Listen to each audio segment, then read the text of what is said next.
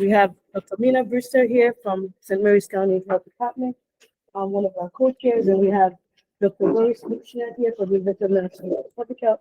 We're so excited to see everyone's lovely faces. This is a hybrid public meeting. It's the very first one for the year 2024.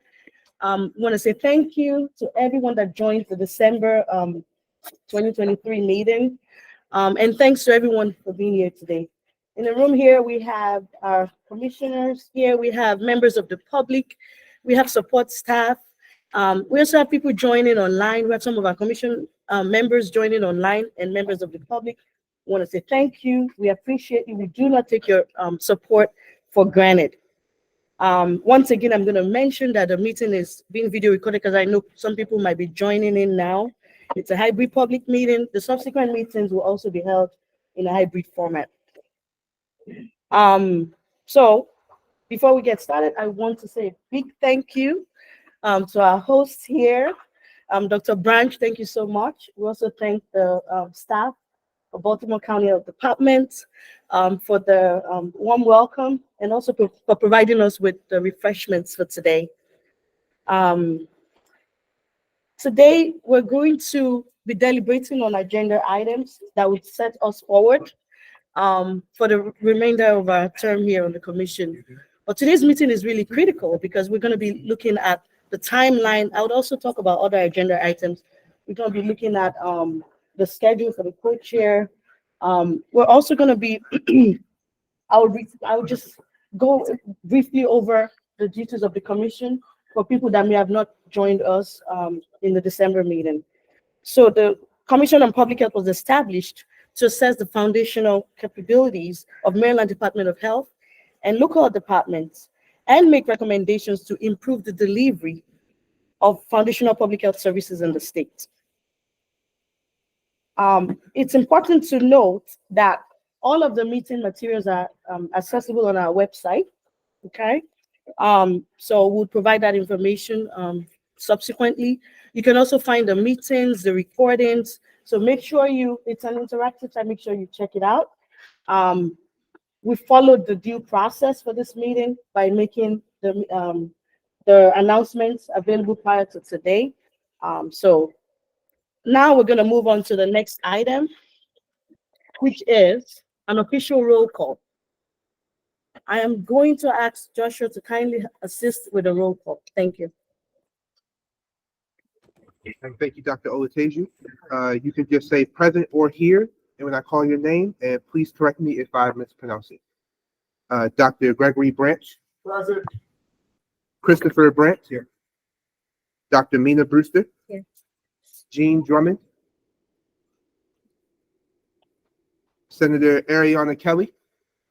Present. Dr. Boris Luchniak. Here. Dr. Tosin Olateju. Here. Ms. Frances Phillips. Here. Dr. Nicole Rochester. Here. Dr. Maura Rossman. Here. Ms. Michelle Spencer. Here. Mr. Alan Twigg. Here. Delegate Heather Bagnall. Here. Dr. Nilesh Kaliaraman. Here. Ms. Alyssa Lord. And Ms. Camille Blakefall. Here. All right, thank you. Thank you so much, Joshua. And for the record, we have a forum. I just want to point out that commissioners, please put your mics on mute when you're not speaking. And those online should also kindly do the same. For members of the public, we always welcome your opinions and comments. But I just want to point that right now, the chat box, we're not monitoring it. We won't be monitoring it for the duration of the meeting and for the meeting. So after the meeting, please feel free to send your comments to our email, which is md.coph@maryland.gov. And as I've mentioned, you can also find the materials on our website. And the website is smchd.org/Commission on Public Health. So other housekeeping information for the people that will be presenting. When you're not presenting, also kindly put your microphone on mute. This is important so that we don't have background noise during the presentation. Additionally, let me make sure I've covered everything. I think that's it. Yeah. All right. So let's go on to adoption of the agenda. Thank you. So for the commissioners, you have a packet right in front of you. Our support staff have assisted with preparing the materials. The first item is the agenda. The next one is the minutes, and you have other materials in the packet. So for the agenda, and as I mentioned, it's on the website. I'm gonna go over it. If you can please help to pull it up, we'll give Nina some minutes to pull it up so that people online can also have the same information. So just take time. I'll give a few minutes. I want to take time to review it. Please provide comments on it. All right, we have the agenda up on the screen here. Okay. So please, again, take time to review. This was sent out via email. It's also on our website for the members of the public. Are there any comments on the agenda? Make Okay. a motion for If approval. there are none, I would like to call for a motion to adopt the agenda. Okay. Make a motion. Thank you so much, Fran. And second, Christopher, thank you so much. All right, at this point, I'd like to ask for votes on the agenda. If you are in favor, say aye. Okay. Anyone against adopting the agenda? All right. Any abstaining? All right. No abstentions. And also for the people on the phone, if you would please use your icon, I raise your can't see hand. that. Oh, you can He might see be it. able to. Okay. Are you Just able sure to see that? indicate, let us know. All right. All There we right. Okay, we can see it on the screen now. Awesome. Thank you for bearing with us. It's our first hybrid, so we're working out the technical difficulties. All right. So, yep. I don't see any nays. All right. It looks like the agenda has been adopted. Motion carries. Thank you. All right, moving along. This is the item of minutes review. Okay. I would give us a few minutes to pull up the minutes. The minutes was also sent to everyone via email. After the meeting today, once it's been approved, we'll be sharing it on our website. Okay, so take time to review it. Okay, and we're also welcoming comments, okay, or requests for amendments on the minutes. This is the December 14th, 2023 meeting minutes. Also in your packet is the second item in your packet, commissioners, all right? And for members of the public, we have additional, okay, please grab additional copies. All right, now, are there any comments? So make sure, and for people online, you can unmute to state if there are any comments. I have a comment. Sure, please. This is Rosalie Bright. So I'm wondering about my status as having been selected for the working group because I wasn't called in the roll call and I didn't get a copy of these minutes in advance of the meeting. This is only for commissioners. Yeah, yeah. So just to clarify, the roll call is only for the commissioners. Yes, because we have you joined, we'll be able to see who's joined the meeting after the call. So don't worry. Just by joining in, we're able to have that roll call. All right. But the roll call formally is for commission members. Does that answer your question? So approving the minutes is only for the roll call members as well? Yes, correct. Okay. Yes, and again, we have a way of keeping track of who's attending and who's not. All right, thank you. And in individual work groups of that will be held by the coaches of each work group, they'll be able to take attendance. All right, is that okay? All right. So moving on, I would like for us to, are there any other comments? Just want to make sure. Okay.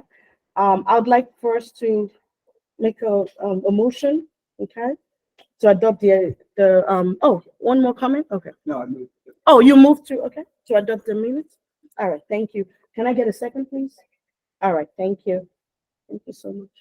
All right. So now let's votes to approve the minutes. So by raising your hand, please say aye. Aye. We're getting visual, everyone. Any nays or abstentions? And then the three. You abstain? I didn't attend the December 14th. Oh, you didn't so I'll attend? abstain. Okay. Yeah. All right. Camille Big Four abstaining. Oh, thank you. All right. So the motion carries. The minutes have been approved. Thank you so much. This is going well. All righty. So the next item here is work groups, and we'll be looking at the co-chairs and work group membership. On the hand, I think that's under new business, so maybe we can go into the presentation. the presentation. Okay. Yeah. All righty.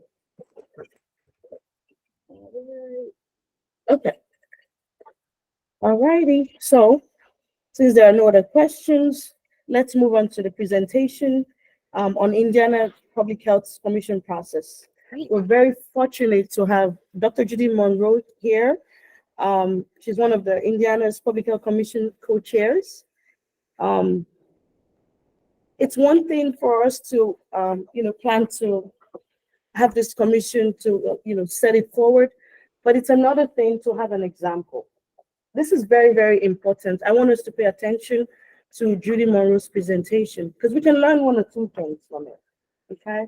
And hopefully we'll have questions. Hopefully we'll have, especially burning questions because we definitely want to keep setting the pace here, right? To improve the health of all Marylanders, right? All right, so I'm going to pass it on to Mina to do the introductions. Thank Great. you. Thank you, and welcome everybody who's joining us from afar. And again, welcome to everybody in the room, and thank you to Dr. Branch for hosting the meeting. I'm Mina Brewster, the co-chair for the commission and health officer in St. Mary's County. Judy Monroe, Dr. Monroe is an amazing woman, and we are very lucky to have her joining us today. She is just a phenomenal presence in public health.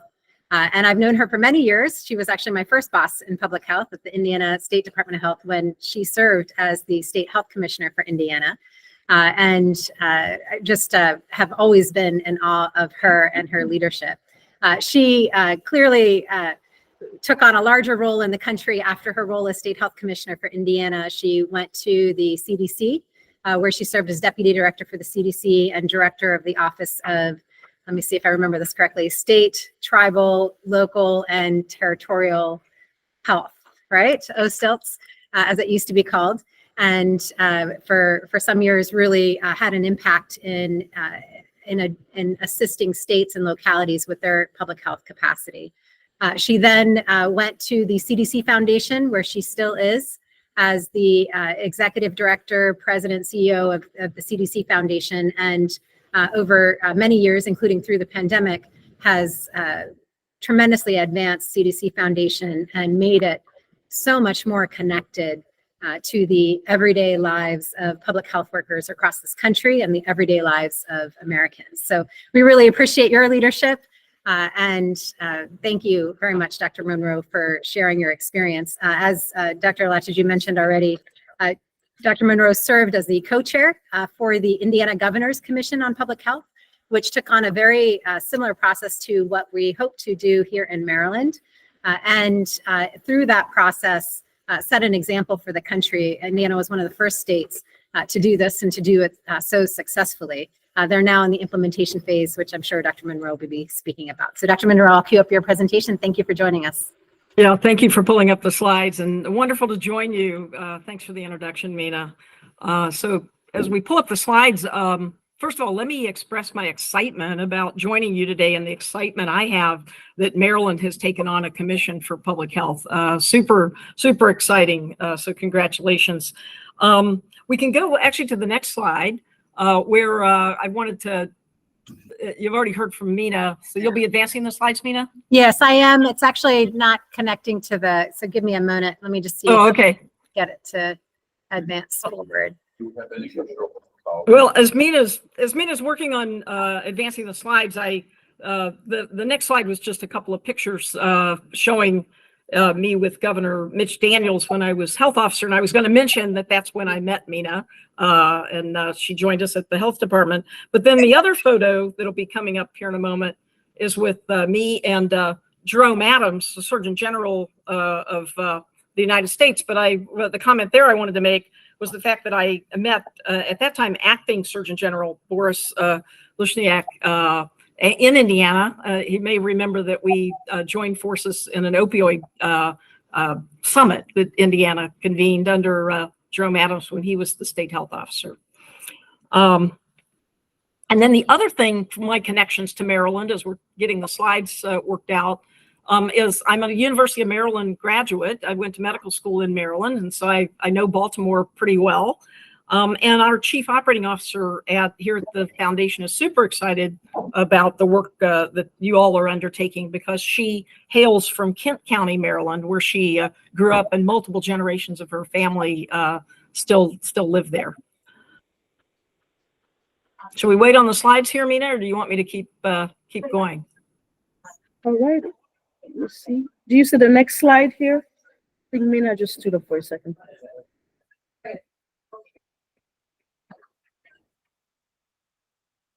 Are you able to see the slide? This is Tosin. They just need to be advanced. I think Yeah, I see I think the slides. it's not connecting. So Judy, I'm just going to go through it in this way and see if that helps. Okay, that works. That works. Yeah. So you can go to the next slide. That's just a couple of photos. There we go. And then we go to the next slide. Yeah. So I want to give you the story of Indiana, and the starting point that I'll start with is this Indiana Public Health System review. This is a review that was published in December of 2020. So you all remember quite well what we all were doing in 2020. And while Indiana was among all the states responding to the pandemic, they also were really getting quite serious about the public health system in the state. This review was done by the Fairbanks School of Public Health, and it was funded by the Fairbanks Foundation. And I wanted to note that because philanthropy played a role in Indiana's ability to not only do this review, but the Governor's Public Health Commission, which I'll mention a little later. There were 5 sections to this review that the folks at the Fairbanks School of Public Health did. Section 1 went into an introduction to public health systems and background, and called out national frameworks that have been put forth in recent years. The second section looked at the public health system in Indiana specifically. And in that section, they also looked at comparative states, which was, I thought, very interesting. The third section, this is where they dove deep into the literature. They did the evidence synthesis review of all the relevant literature. And in this section, they looked at exemplar states. The fourth section was qualitative, which I thought was also quite important, where they did stakeholder interviews and then synthesized in this report the various stakeholders. And then the last section had recommendations for the state of Indiana. So this again was published in December of 2020. We can go to the next slide. In Indiana's history, the next thing that happened was on August 18th of 21, Governor Eric Holcomb put forth the Executive Order 2121, which established the Governor's Public Health Commission. That is similar to what you all are doing. Of course, your all's was established through the legislature, and this was through the governor. And you can see on this slide what we were charged to, what the Governor's Public Health Commission was charged to do. We were charged to show ways to improve the delivery of public health services throughout the state, to identify the funding challenges that the state's public health system had, and ways to address those challenges, ways to promote health equity, ways to ensure sustainability of our local health departments, and ways to improve responses to future public health emergencies. So that was the charge. And then we also were asked to identify potential legislative proposals to address the commission's findings and recommendations, and then to issue a written report. So going to the next slide, we had the Governor's Public Health Commission was convened, and we on the commission really looked at this as transforming public health. We felt that was our charge. Next slide. To get into the details of the commission a little bit in Indiana, So as mentioned, I was very honored to be invited back, having been a former state health officer in Indiana. I was very honored to be able to come back and co-chair. But Senator Luke Kinley was the other co-chair, and we'll talk more about him as we go along. But I want everybody to know Senator Kinley. He had spent 25 years as a state senator. He was known for his actually not necessarily being fond of funding things or necessarily funding public health, but he became such an amazing champion through this process. And there's so much to learn from him in terms of how we were able to be successful in Indiana. The commission also had the state health officer, and she served as the secretary. That was Dr. Chris Box. We had a citizen advisor, former Congresswoman Susan Brooks from the state of Indiana, who was quite helpful throughout the process of the commission. And then we had public health representatives from local health departments across the state. We had local elected officials, county commissioners were part of this, as well as like the Indiana Minority Health Coalition, the Rural Health Association, Hospital Association, and the Indiana Public Health Association. So that's the way our commission was put together. We did ask at the end, as folks were really committed their time for our commission, we asked them why they had committed their time. And there were two themes that came out. One was that all the commissioners felt that public health investment really undergirds vibrant communities, and that was important to them. And the second was that they didn't want average or below average performance in the state of Indiana. And so they all really wanted to excel and to make improvements. So the next thing that happened, I think probably the next slide, Mina, if we can go to the next one. I think, yeah. So on this slide, I wanted to talk about, we then had a press conference in August after the governor presented the fact that he had put forth this executive order. And at the press conference, the governor, we talked about the rankings in Indiana, and the rankings in Indiana, which are not shown on this slide, that rank really high, are things like jobs and education and cost of living and other measures, but public health ranked very low in Indiana. And the governor actually said at the press conference that the Achilles heel of Indiana was public health, and we had to shore it up. He was very committed to strengthening public health. And so our Governor's Public Health Commission met monthly. We met from starting in September of 21, and we had our last meeting in June of 2022. But we did have this report to start with, the public health system report that I showed you that the Fairbanks School of Public Health had done. And then we reported back to the governor at the end of the summer of 2022, we gave him our required report. Let's go to the next slide, I think. Yeah, so on this slide, it shows the 6 areas, and we basically had work groups or leads. We had policy leads for each of these 6 areas. So in Indiana, each of these areas, the assigned policy advisor conducted research, engaged experts and stakeholders, and then they developed the draft recommendations that our commission reacted to. So you can see on here, we addressed governance, infrastructure and services, public health funding, workforce, data information integration, emergency preparedness, and child and adolescent health. The other thing that happened, the way we concretely supported the Governor's Public Health Commission, the Indiana Department of Health was charged by the governor to be the support and to carry this forward. So there were 4 individuals at the Department of Health that were staff, key staff. One was the chief of staff, Shane Hatchett, who was incredible, helping the commission. The chief communications officer, Jenny O'Malley, executive assistant, Tammy Barrett, and director of the legislative and external affairs, Micah Burkett. I can't say enough good things about these 4 individuals. They dove in, worked hard. They were there for the commission, for the commission throughout this process, and they brought so much expertise to the table. The other thing that Indiana did was they had project support that was provided through Health Management Associates. And that was administrative support and project support. And so again, the funding for the commission was almost even between state funding because of the resources that the state health department was providing and funding that they provided.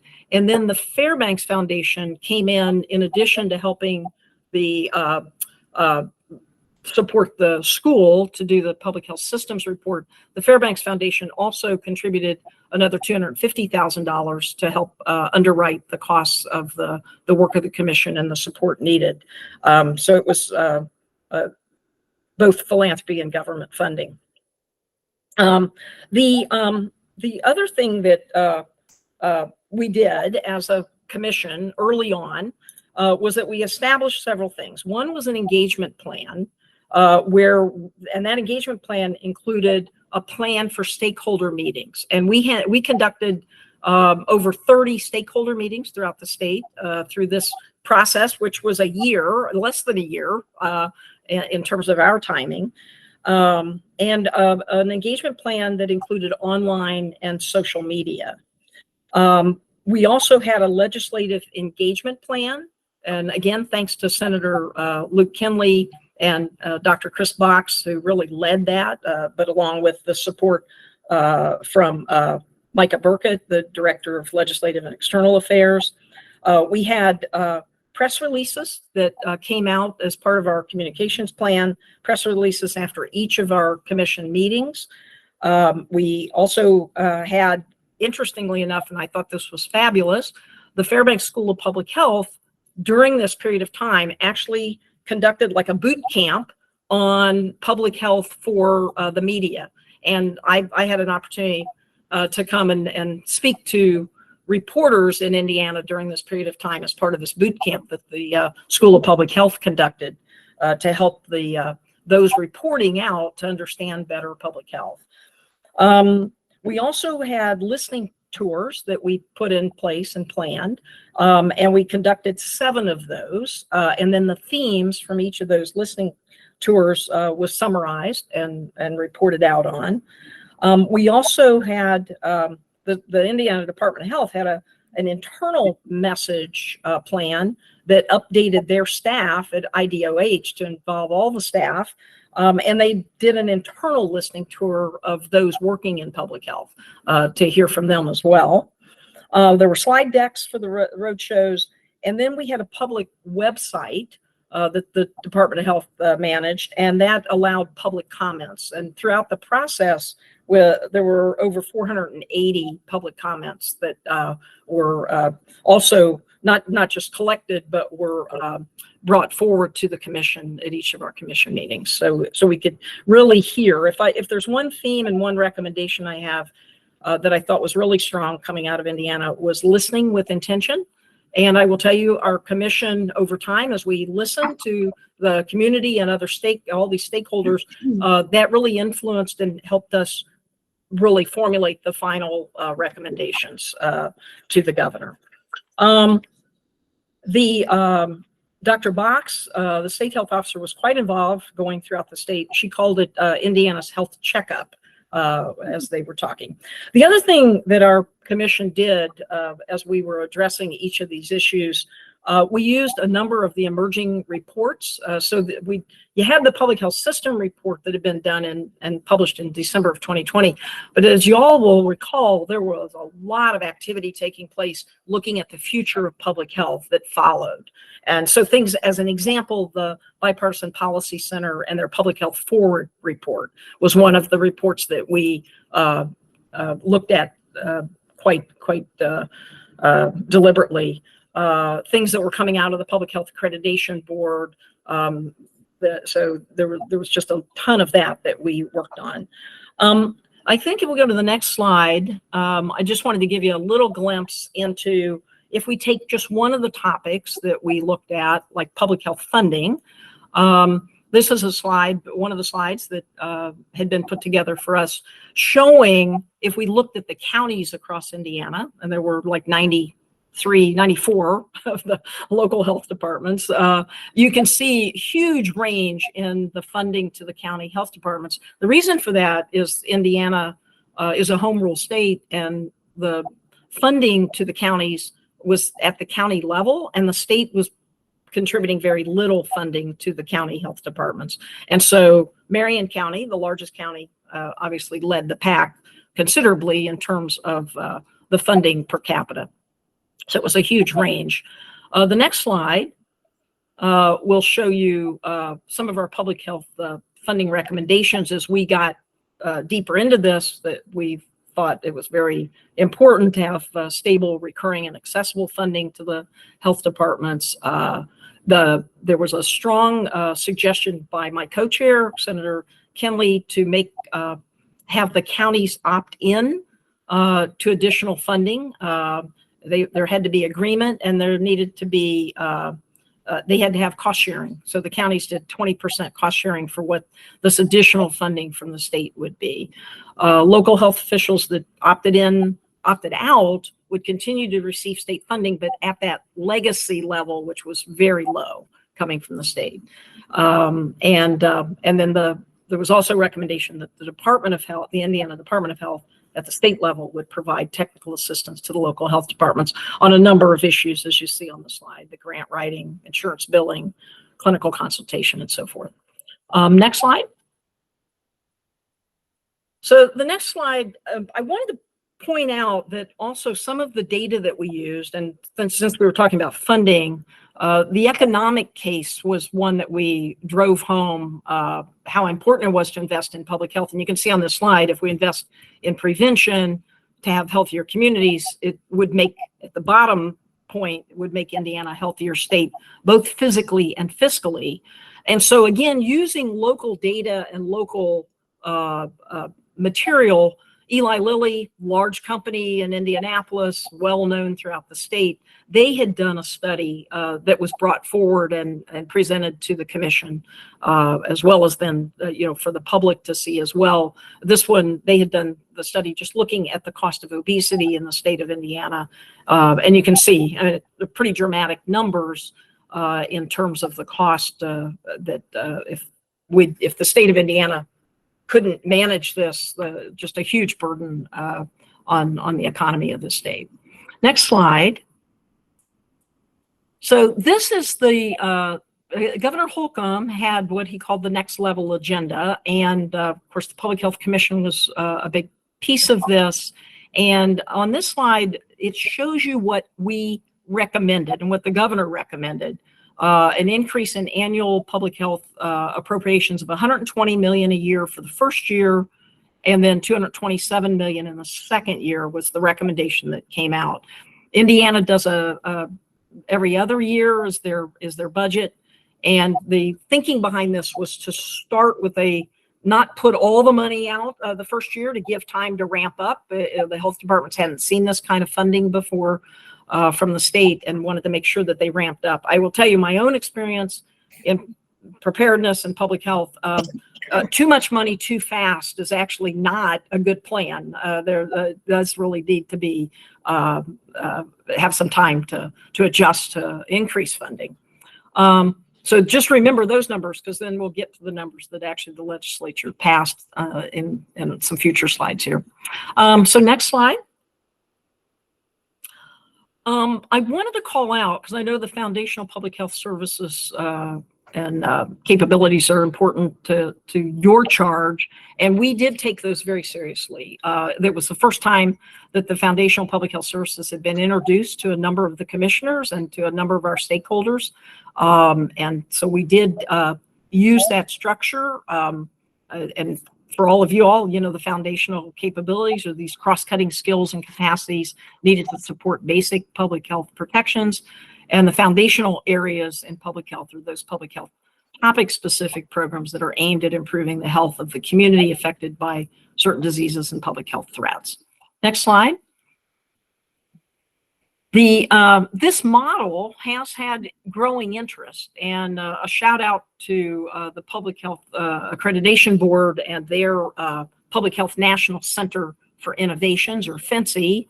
They have a 21st century learning community, and you can see in the blue there on the map which states have been involved in that, the group of states.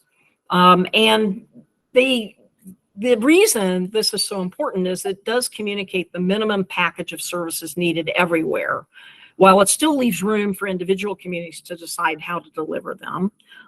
It does provide common language. It can be assessed, which was very important for Indiana with this ask for increased funding. It can be used as an organizing tool for strategic planning and connects clearly to national initiatives. And so I think it's a very important model, and we took this quite seriously and used this as our big part of our recommendations in Indiana. Next slide. So on the timeline, so now we have the commission has done their work. The commission has given recommendations to Governor Holcomb, who's pictured here. And now we're getting into the legislative session in January of 2023. So a year ago this month, the governor, during his state address, spent a good portion of his time, and I think he spent more time than any other governor last year in his state of address, talking about public health and talking about the commission's work. The co-chairs were invited to the state address along with the state health officer. And then a couple of weeks later, pictured here is a rally that took place at the state health department. It was a huge public health day. You can see folks came dressed in blue and gold, which were the colors of the Indiana Department of Health. You can't see in this photo all the people in the tiers up, all the balconies going up. So thousands of people came to the State House, and it was a really great day for public health in Indiana. Next slide. So here's what passed. So now the legislative session took place, and in May of 2023, we were thrilled to have the passage of both the Senate and the House bills here. So remember, we had asked for more funding than this, $100 million in the first year, $200 million, I think, was the second year. What the legislators decided was $75 million in the first year and $150 million in the second year. At this funding rate that was passed, it still was 1,500% higher than the state had invested in local public health prior to this. So it was a huge win. But in addition to that funding, there was additional funding to the trauma system for quality improvement. There was additional funding for EMS readiness. And both of those were super important to our rural counties and super important to legislators in those rural counties as well. And then the state strategic stockpile as part of the preparedness is receiving $4 million per year of new funding. And the really fun part about this, as you can see in the bullet under the Senate bill there, at the end of the day, between House and Senate, there were 63 legislators that signed on to sponsor the bill. Now, this did not take place day one. This took place because there was a lot of work with that plan for engaging the legislature, all the stakeholders. My hat's off to Dr. Chris Box and Luke Kinley and all the staff at the Department of Health who just were so involved and they answered questions. They kept coming back. I live in Atlanta, so I was an invited co-chair that was there really with the national view. They really did the work on the ground. And it was pretty exciting to see the support for this when the time came.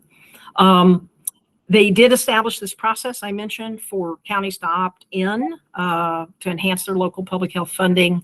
And one of the things was super important to Indiana was to maintain local control. It's a home rule state, and so that was honored. They defined the core public health services, going back to what I talked about there about the foundational public health services as parameters for use of funding, and made changes also to local health board appointments. Indiana had not updated their laws around public health for like over 30 years. And so there was some modernization that needed to take place. Next slide. There was a lot of accountability and transparency, and hopefully I've conveyed that. The transparency of the work of the commission itself was huge. Everything was recorded, all the commission meetings, everything was public, and I mentioned all the engagement and so forth. And you can find all of this on the website. All of our former meetings are all out there, all the documentation. But the counties that are receiving the funding are required to submit an annual financial report before the funding is approved and dispersed. The county's required to set up local funds oversight to make sure that's all done. Local health departments required to submit an annual report demonstrating how the dollars are spent. But then there's also a semi-annual reporting of key performance indicators to measure delivery of the core public health services that the state has agreed to pay for to help support. Next slide.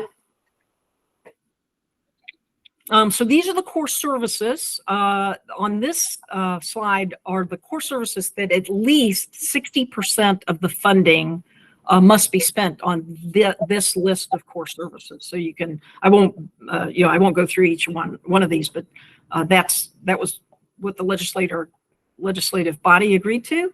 And then the next slide shows core services that the flip is that no more than 40% of funding may be spent on this particular list of core services based on the legislation.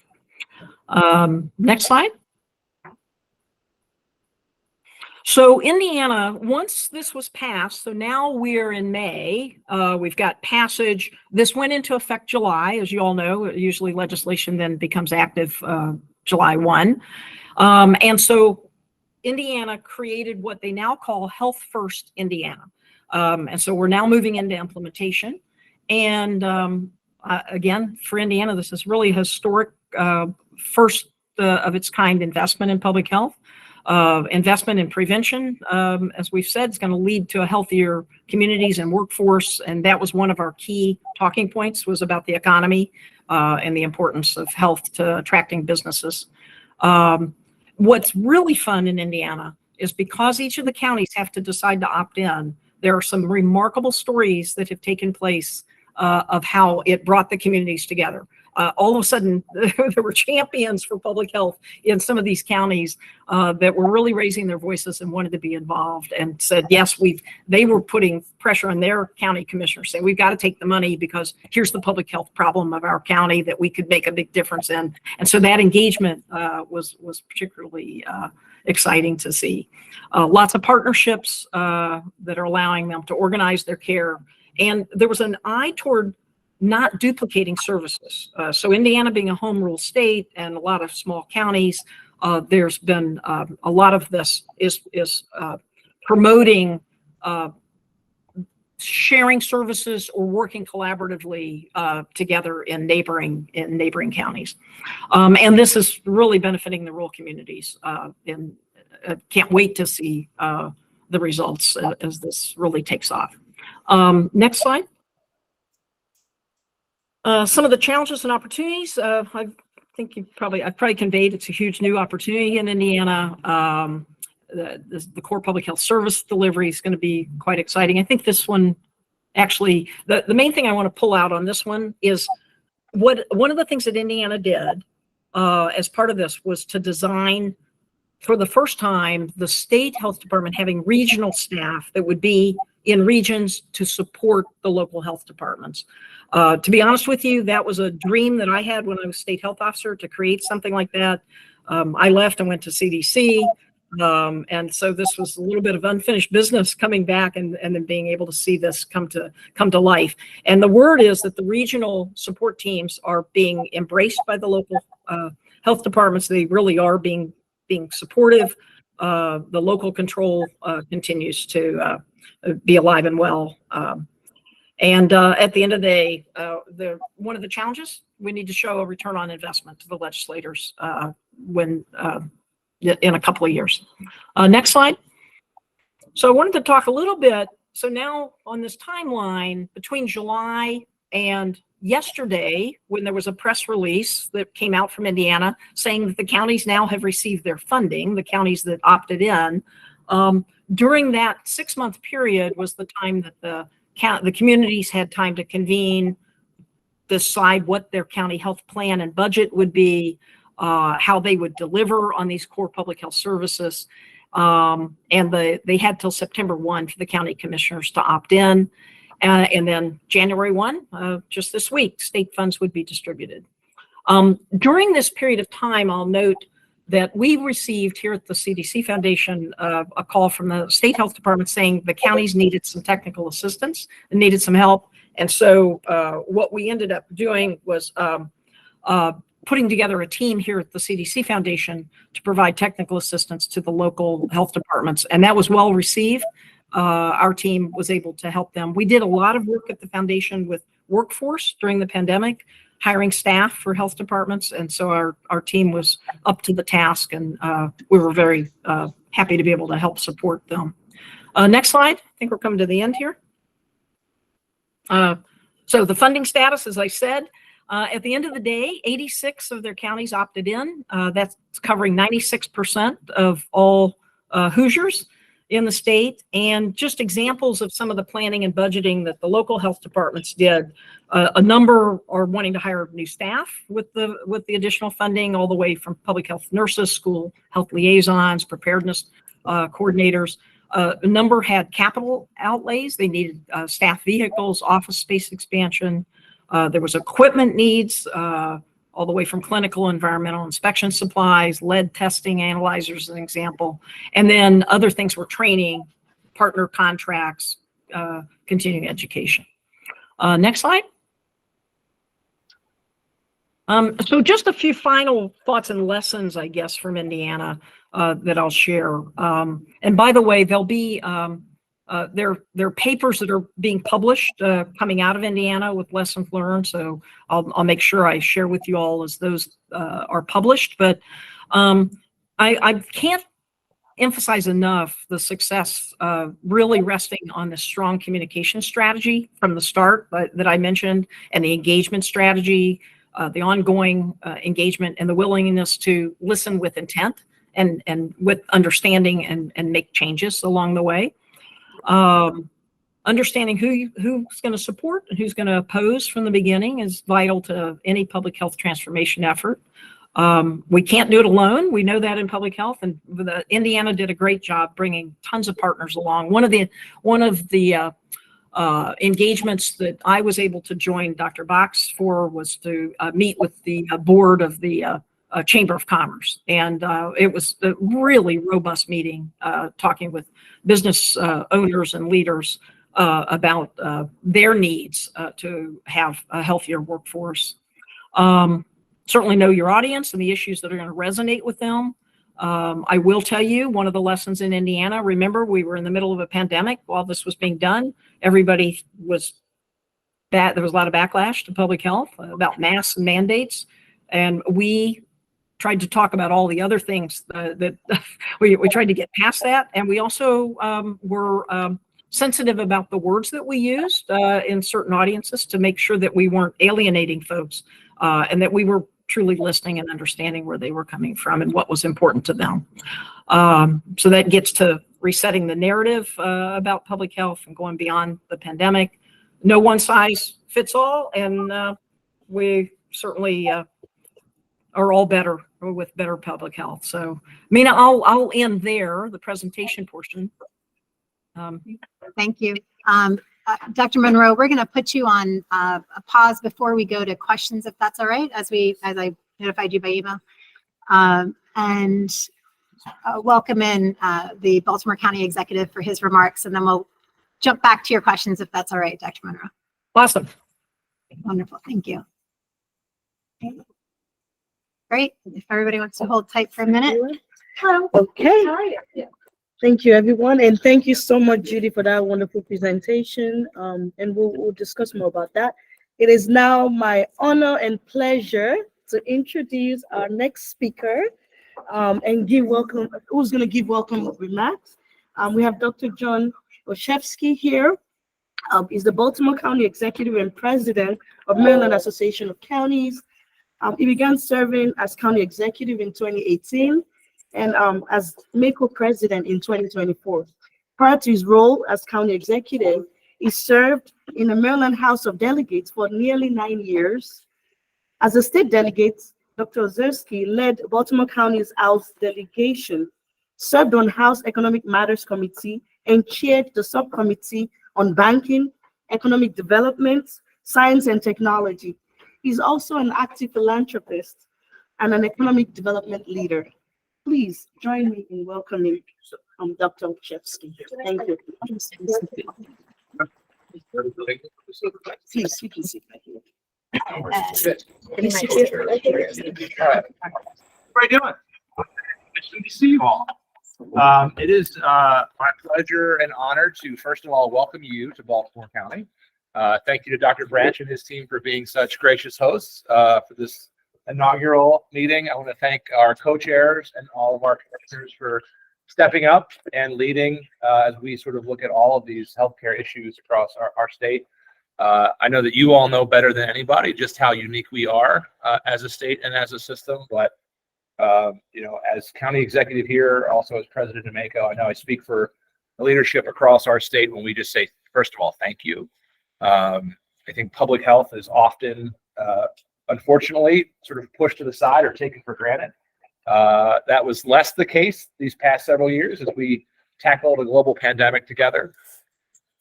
So I hope that the time is actually ripe for these conversations. And so I don't have a long agenda. I know that I'm standing between you all and the break, but it was really important for me to come and just, again, express our gratitude for the work that you do, but also for the important work in front of you. I think you've already sort of got a plan to break out in all the separate categories to get this done. And I think it's an ambitious agenda to do it all by next January. Just fix public health in Maryland in a year, no problem, right? But I know that the right people are in the room to do that. So as you conduct your work, if there's anything that I or our team can do to assist you or be supportive, please know that you've got the full support of both Baltimore County government, but also the Maryland Association of Counties as you continue that work. So again, welcome, best of luck as you embark on this journey. And again, Godspeed. We appreciate each and every one of you. So thank you. Thank you. Sir. Yeah. Thank you. Thanks for taking some time to Yeah, come and join us today. Appreciate that. Absolutely. And hi, everybody who's watching. Great. Appreciate it. Welcome. Thank you. I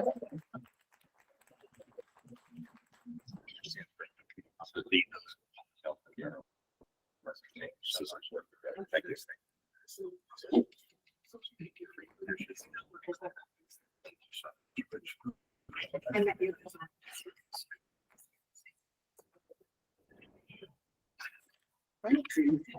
How did this on to And Dr. Monroe, I think if you're all right with it, we'll head back into questions for you. And I'll pass it over to. All right. Thank you so much for the wonderful presentation, Dr. Monroe. We appreciate your time today. It was very insightful to learn about Indiana's commission process, while focusing on the 6 public health areas. It was also important to learn about the challenges that your commission faced, the successes, the funding stream, and lessons learned. I'm sure we can get some lessons from there. All right. Before we move on to the next item on the agenda, we'll definitely ask for questions, but I wanted to reiterate for some people that may have joined the call, just housekeeping rules. Make sure your mic is on mute. We welcome questions and comments and discussions from our commissioners. We'll be taking votes in between the meetings, and the votes are mainly for commissioners. Okay. We value the contributions of all attendees of this meeting. And please, after the meeting, feel free to send us an email. I provided it earlier, but I can provide it again. Just so you have it, it is md.coph@maryland.gov. And now we'll move on to the next item, so which is taking questions on Dr. Morrow's presentation. Thank you. So, Judy, good to see you. Thank you. This is Nilesh. I had a question about the funding and the match. You touched a little bit on the local match piece. Can you talk a little bit more about the local match, what that was before the commission, and what that changed to afterward? Yep. So prior to the commission, the state funding that the state provided to the local health departments was pretty small. And there was no match required to receive that legacy funding prior to the commission's work. The reason that my co-chair, Senator Kenley, felt that a match was really important was the buy-in. I mean, and I think he was very wise. Because there was a match, that really stimulated the discussion at the county level. That they had to think a little harder about opting in. And it also, there had been work done in Indiana prior that where they had county matches for, I think, like road improvements and things like that had worked very well. And so he was looking at that historic success, having a county match. Now, that said, the counties in Indiana, the counties and through the tax base would support the local health department. So the counties already put funding into the local health departments, and with the 20% match, because of the increased state funding, the 20% match actually pushed the counties higher than some of them were putting into their local public health already. But it didn't. There was for some counties there may have been more of a wash between what they already were putting in and what the 20% match would cost them. But I think for most they had to actually put in more funding to be able to get this additional funding. And I can get more details on that as well. I wasn't the individual expert on that particular part. I had said before, I do think having conversations with Senator Kenley would be, there might be members of the commission that would love to talk with him. He is incredibly smart and well versed in these issues of Thank you. getting the right policy. Thank you. Are there any other questions or comments for Judy? Dr. Monroe, could you talk a little bit about workforce and specifically what kind of action is being implemented in Indiana, both state and local levels, or was recommended to bolster the public health workforce?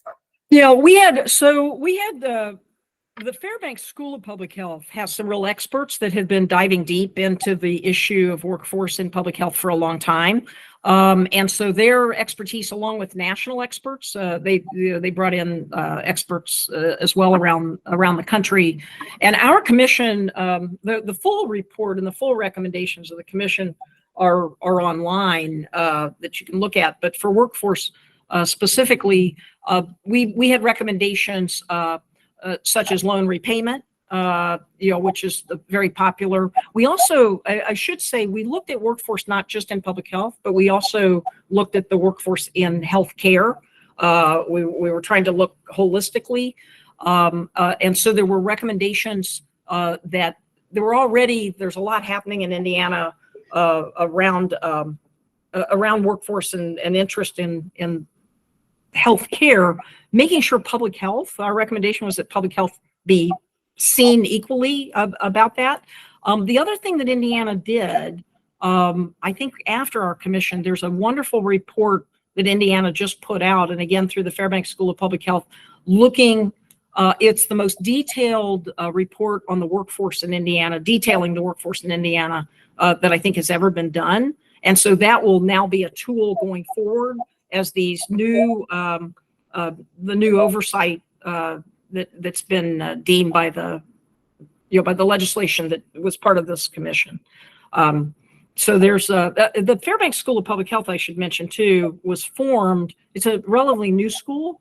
It's only 10 years in the making, and it was established to really be an academic, to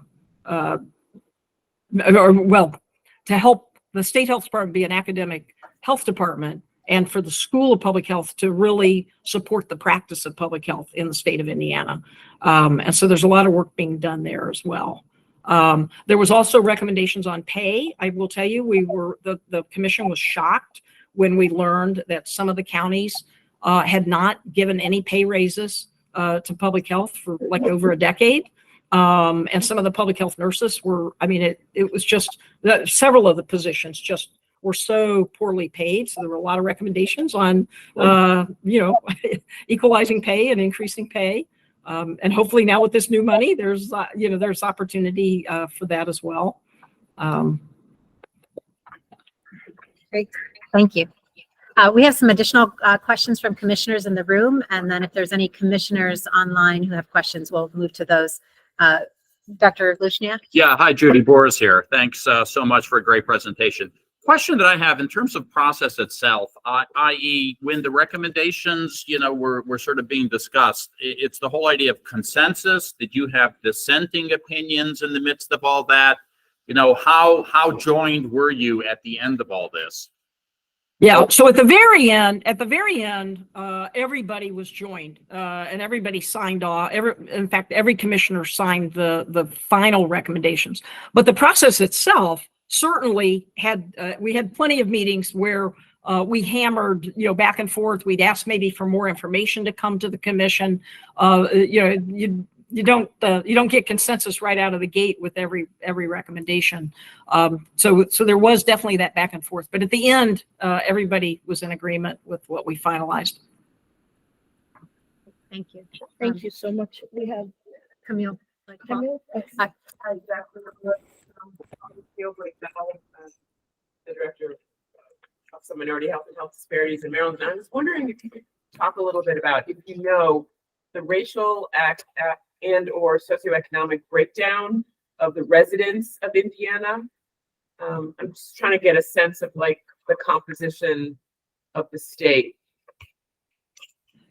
Yeah, no, that's a great question. And you know what I did? I should know that. I would have known it, in the midst of the commission, because the demographics of the state were brought forth. I'd hate to misspeak, but there's, yeah, I wouldn't be able, I can bring those, and get back to you with those. Yeah, I don't want to misspeak about the demographics, but. Thank you. And we'll share that once received. Thank you. Thank you. Ms. Brandt from in the room as well. Dr. Monroe, thanks for your presentation. Just as you look back and look forward, can you talk a little bit about, if given likely very scarce resources in Maryland in a decline, sort of a very difficult budget environment, where do you see the highest ROI spend in public health in Indiana, based on your experience, and sort of which sort of public health metrics, key metrics do you see being moved from the new investment most significantly? Yeah, no, that's a terrific question. And I know the key performance indicators that I mentioned, I know the State Health Department is looking hard at that. Some of the key topical areas in Indiana that have a lot of attention and folks are quite concerned about is the opioid crisis, as an example. And I know a number of the counties are going to take that. That will be, these additional resources will help with the opioid crisis. You might remember Indiana was in the news a few years ago when the HIV outbreak took place in Austin, Indiana, and because of needle exchange, because of folks using needles, sharing needles. And so that's a key area there. There's a lot of attention in Indiana around infant mortality and childhood diseases. And that was an area where you get a lot of consensus and across the aisle when it comes to children. And so that's an area that I know that the former state health officer, Chris Box, was looking at infant mortality as a metric to be improved upon. And many of the counties are going to be taking on infant and maternal health issues. But I certainly can get back to you also on that question with where the State Health Department is looking more clearly on that. Mental health is, really tragic, but that ties in with some of the other, with the opioid crisis and so forth. Just one other, just a follow-on question from that. I saw in your diagram, you work closely with hospitals and other, other actors in terms of helping move the needle in public health in Indiana. Do you have a sense, there's a concurrent process in Maryland related to hospitals and payers in particular. Do you have a sense of what the hospitals and payers in Indiana could be doing more and differently to improve public health in Indiana? I know that in Indiana, so we didn't, we had the hospital association there talking about public health, and they were very supportive. In fact, there were some, I will mention at one point in the process, I think there was some discussion about, well, how about we give more funding to the healthcare side? And the hospital association was very supportive, saying, no, you really want to support public health. We've got to get to the prevention and get to those root causes. I'll mention on a national level, there's a work underway it's kind of been the holy grail, right, for public health and healthcare to work more closely together and be more united. There's an effort underway nationally now that Kaiser Permanente is helping to lead, is put together a group on that. For Indiana specifically, where the healthcare, what they could do, where they could invest, or what they could do differently to help. Is that your question, to help public health? Yeah, I mean, so like if we share payers in particular, value inures to them when people are healthier, and hospitals increasingly are incentive in value-based care ways. And you're a public health expert. I'm trying to just pull from you a little bit on like what tactically can happen that will help to move measurable outcomes. Well, so when you look at and much has been written about this, and Indiana is certainly one of the states that has looked at extending care. I mean, when you get into community health workers, as an example, and supporting more of the team model of care, those are certainly things that can make a difference. The other thing I would mention is I think all communities can take a harder look at where the community benefit dollars the hospitals are providing, and where those are actually invested, and are they being used as with the most evidence-based strategies possible. So I think those are areas. I mean, our emergency rooms are overwrought right now, for a number of reasons. And so the more that we can, that hospitals can team up with public health and get primary care out of the hospital, out of the emergency rooms, that's certainly cost savings and beneficial as well. Thank you. And then We'll Dr. take one more question. I think Dr. Mara Rossman has a question. Yeah, thank you very much for a very insightful presentation. I'm wondering if you can direct us or direct me to more information about the analysis of the governance and infrastructure in Indiana versus DEFLAR states. For example, I'm reading that the majority of LHDs in Indiana have less than 10 employees. Was there an analysis, either financial or otherwise, about what would be the ideal size of LHDs within a state? And then what is the accountability? You mentioned that there is now reporting mechanisms twice a year or annually. So who is collecting all that and then making decisions upon the accountability? Yeah, so they have to report to the Indiana Department of Health on their key performance indicators twice a year. So that's important. Indiana, as I mentioned, is a really strong home rule state. So what we did not do was, I think, related to part of your question there, there really was not an analysis of the optimal size of a local health department. In Indiana, that was a bit of a non-starter. It was very clear that home rule, the counties want to have their health departments, but the strategy was looking more at shared services. There was analysis and work done around looking at shared services, and that's why the regional support from the state health department for Indiana has become a model, is really the model, because the really small health departments, I mean, clearly with small staff, you're not able to do all the services, and that at the end of the day, the goal of Indiana was that everyone living in Indiana would have access to those core public health services. So when we look at the foundational public health services, that everybody would have access to those, and then it'll be up to the local counties how to deliver those if they've taken the money. And of course, most of the counties took the funding.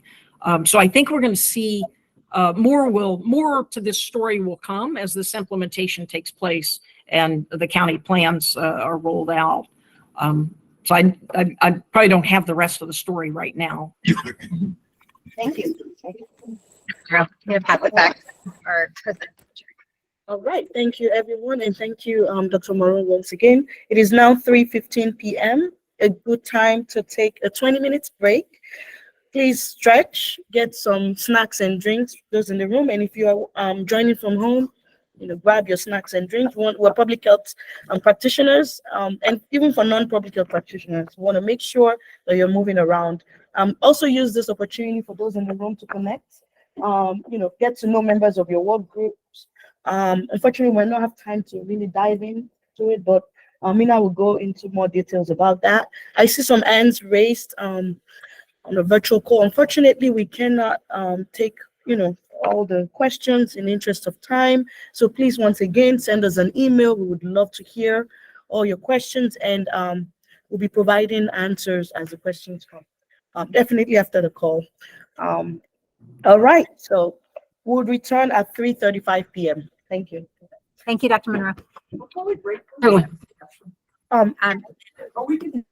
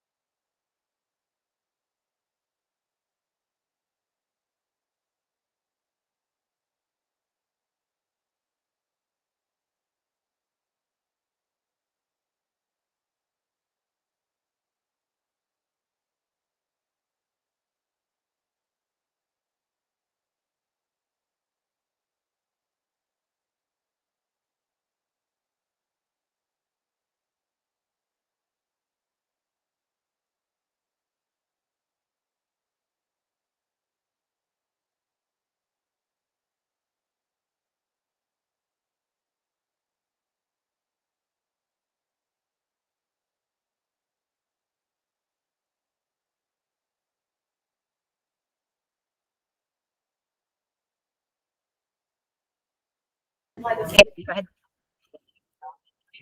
Oh, no, go ahead. No, finish up, finish. I mean, I can kill time too. Okay.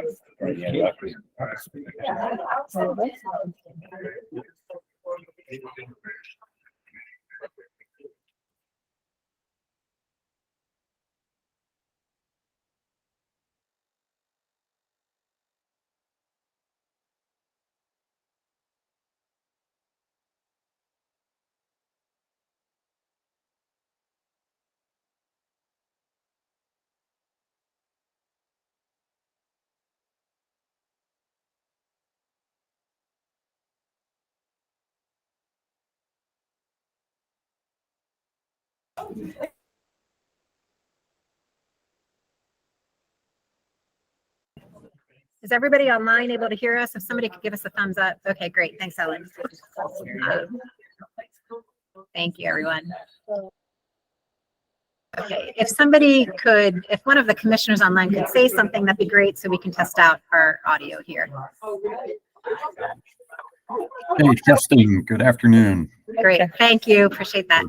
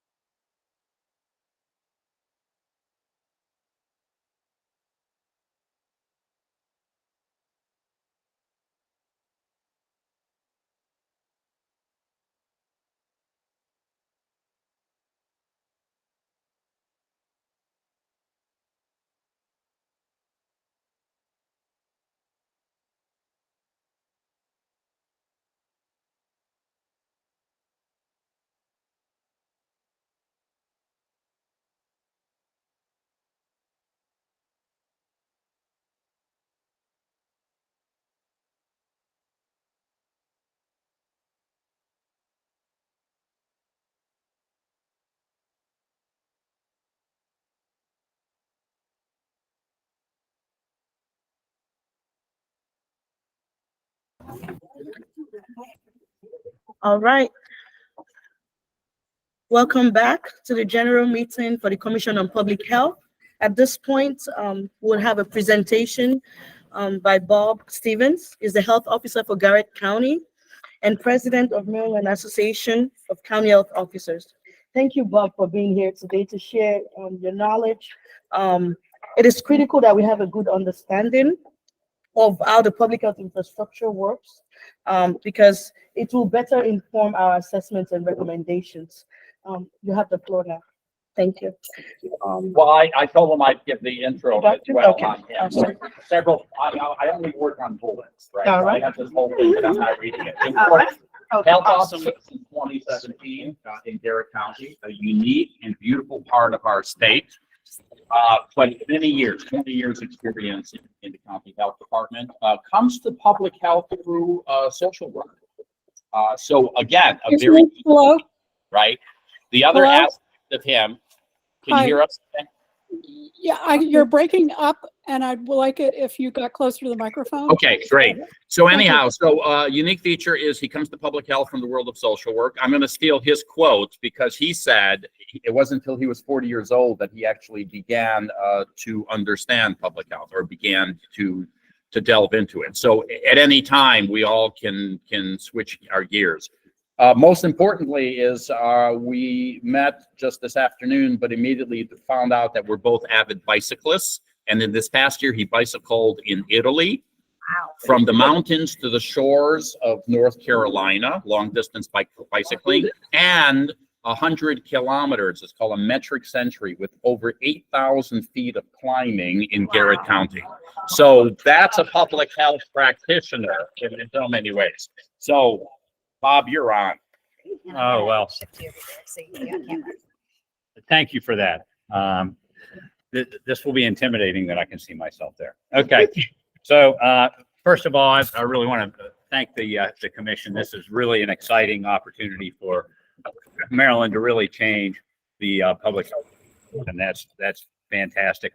One of the things I would like to acknowledge is that I'm in giving this presentation, it is not because I'm the most knowledgeable or the most well-spoken.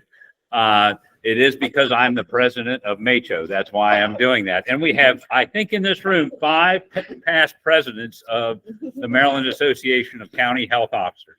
And that's significant. I don't think we've had 5 in the same place for quite a long time. So I'll advance the slides then. So the first thing, what I wanted to do was make sure that people really get a basic understanding of what we're talking about with local public health. So I'm going to start slow because I don't know where everybody is. And so I have this mantra sometimes that I like to start slow in order to go fast.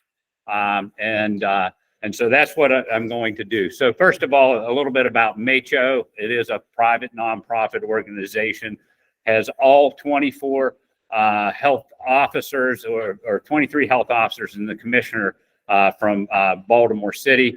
Its mission is to promote, protect, and improve the health and well-being of Maryland residents. And it really is the collective voice. And I don't think any of the health officers could do work effectively if we did not have this organization. We're very happy to have that organization.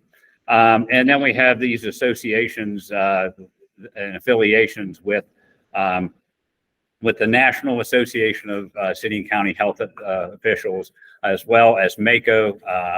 And we've already heard about that earlier. And we have a relationship with Johns Hopkins. We do coordinate with lots of different entities, and that you can read that on the slide. So the first thing I wanted to really define is what is public health. And so this is the Institute of Medicine's 1988 definition, and I still think that it's a great definition. So public health is what we as a society do collectively to assure the conditions in which people can be healthy.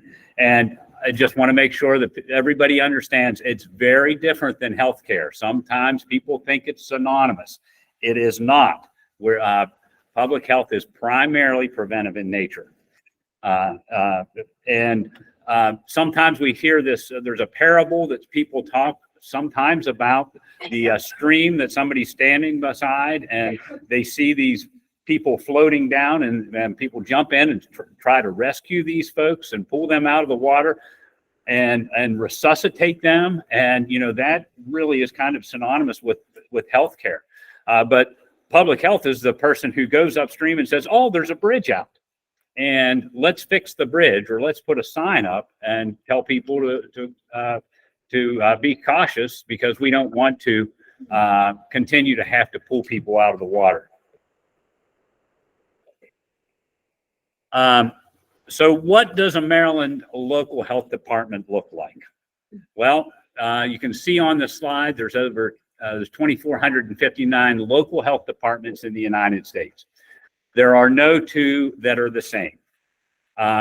And that's actually a very good thing, because what local health has to do is we have to be able to respond to the individual situation that's in that local area that we're dealing with. And so because in some areas, there may be public health issues like gun violence. There are that we think that really needs to be addressed and needs to be a #1 priority. In Garrett County, that's not the case. You know, we probably have more guns than any place per capita than any place else in Maryland, but gun violence is not a problem. Opioid addiction, yeah, that's what we need to focus on. And so it all has to do with kind of the environment of where the local health department is. So Maryland is a hybrid state when it comes to the local health departments.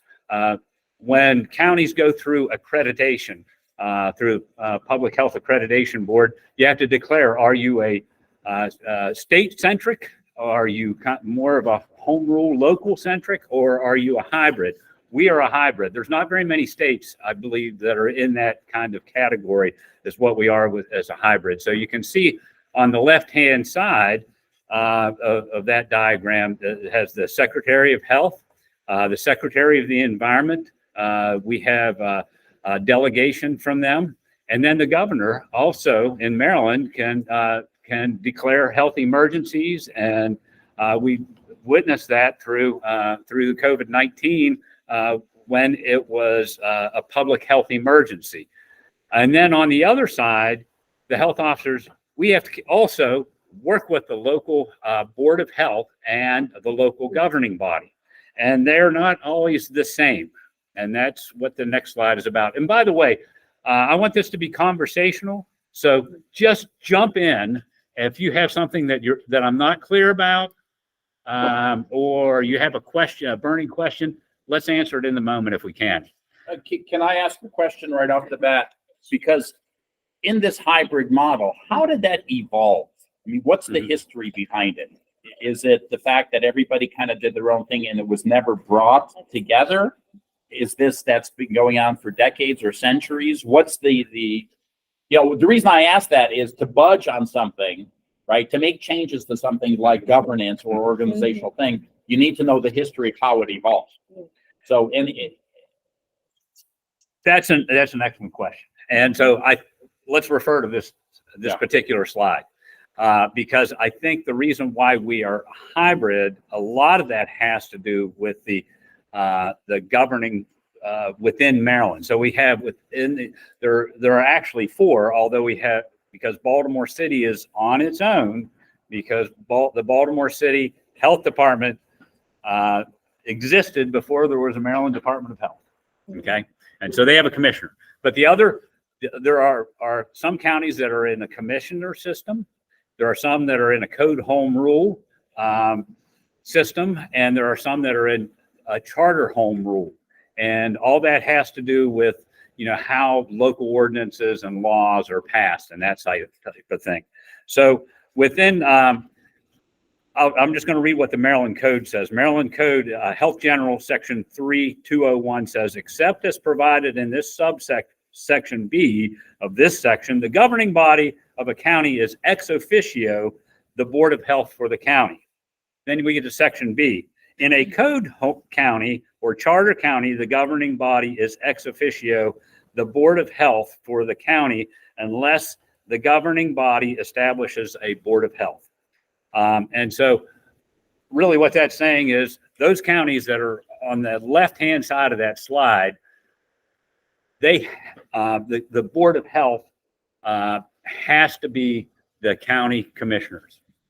The others, it can be a choice. And so if you look at those in a lot of the code home rule, some of those counties, their county commissioners or their county elected officials are in fact their Board of Health. But some have chosen to delegate or designate a different Board of Health. And so they work together. And so I think that has a lot to do with this. And then I'm sure there's also funding that has to do with that. Is there anybody to answer Boris's questions or any other comments you want to make? And we can discuss it later and also at the road trip level, but I think the importance here is to recognize that there's a need for action in public health to be coordinated between local and state.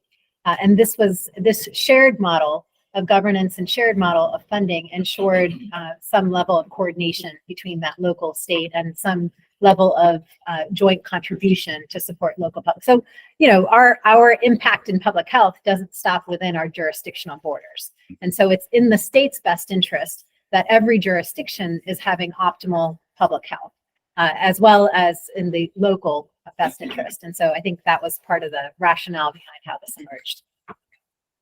Yeah, I think the hybrid model is probably the best model. Yeah. Because it's not being totally directed by the state and it's not being totally directed by the locals. It's both. So what do local health departments do? And this is not the question of what services do they provide, but what are the things that we do? And we'll get into the services later. So you can see we assess data. We're really many of us have epidemiologists. We we all have health scientists who really look at the data to see what's going on in the community. We build partnerships. We could not do public health without having partnerships, and there'll be slides that will talk about that later. Implement programs. That's where we're talking about, oh, we have an immunization or vaccination program, or we may have a behavioral health program in certain counties, or we may have a dental program. So we implement programs that address community health needs. We recommend policies, and that's really, really important that we can recommend those policies either to our locals, or better yet, if it's a statewide issue, to the state. We monitor and improve the system. So we're really looking at that's really a quality improvement initiative there. Protecting the environment. Again, I'll talk more about that later, but that's the environmental part of public health. Communicate information to empower healthier decisions. So yes, we do have a lot of communication strategies of trying to motivate people in order to make healthier decisions, so they'll improve their health. Prepare for and respond to health-related emergencies. Again, I'll talk more about that, but there are some health-related emergencies. The one we're coming out of, it really started 4 years ago this month. Was COVID, and so we had to respond to that emergency. But there are many, many other emergencies.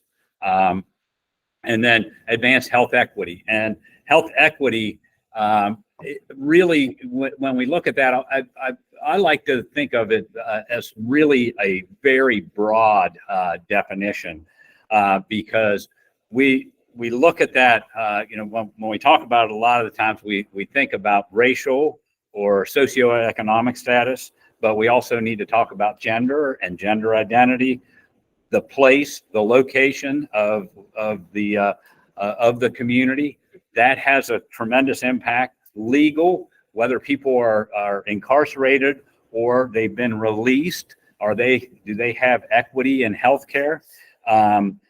Citizenship status and other issues. So equity is a huge part of that, and we want to make sure that we always address that in everything that we do. And that brings us to the next slide that I believe was developed between with CDC and the De Beaumont Foundation, that has the 10 public health services.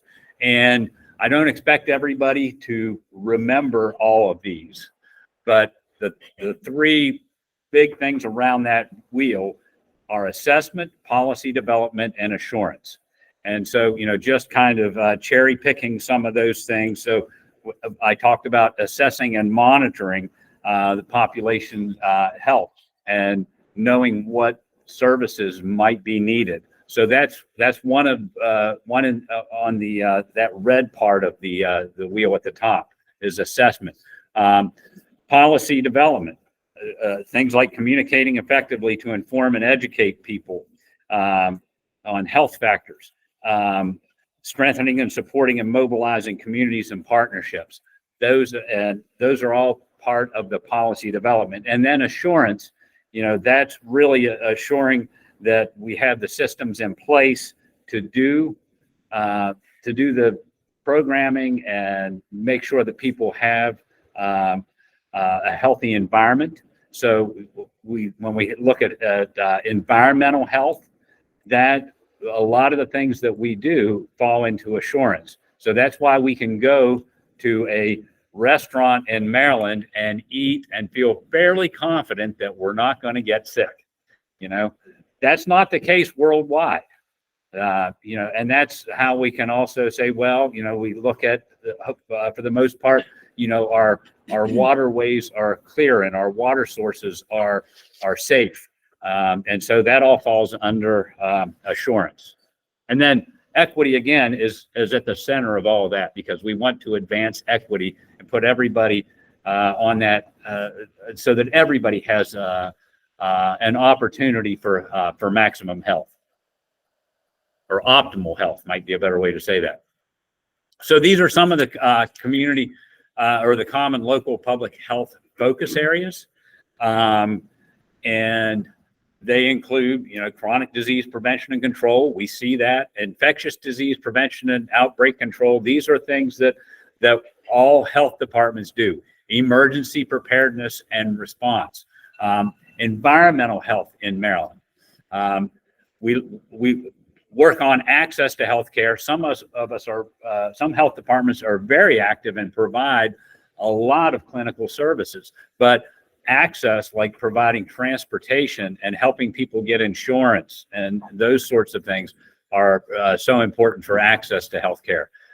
Vital records, birth and death certificates, and then keeping the data that's and working with the Vital Statistics Administration to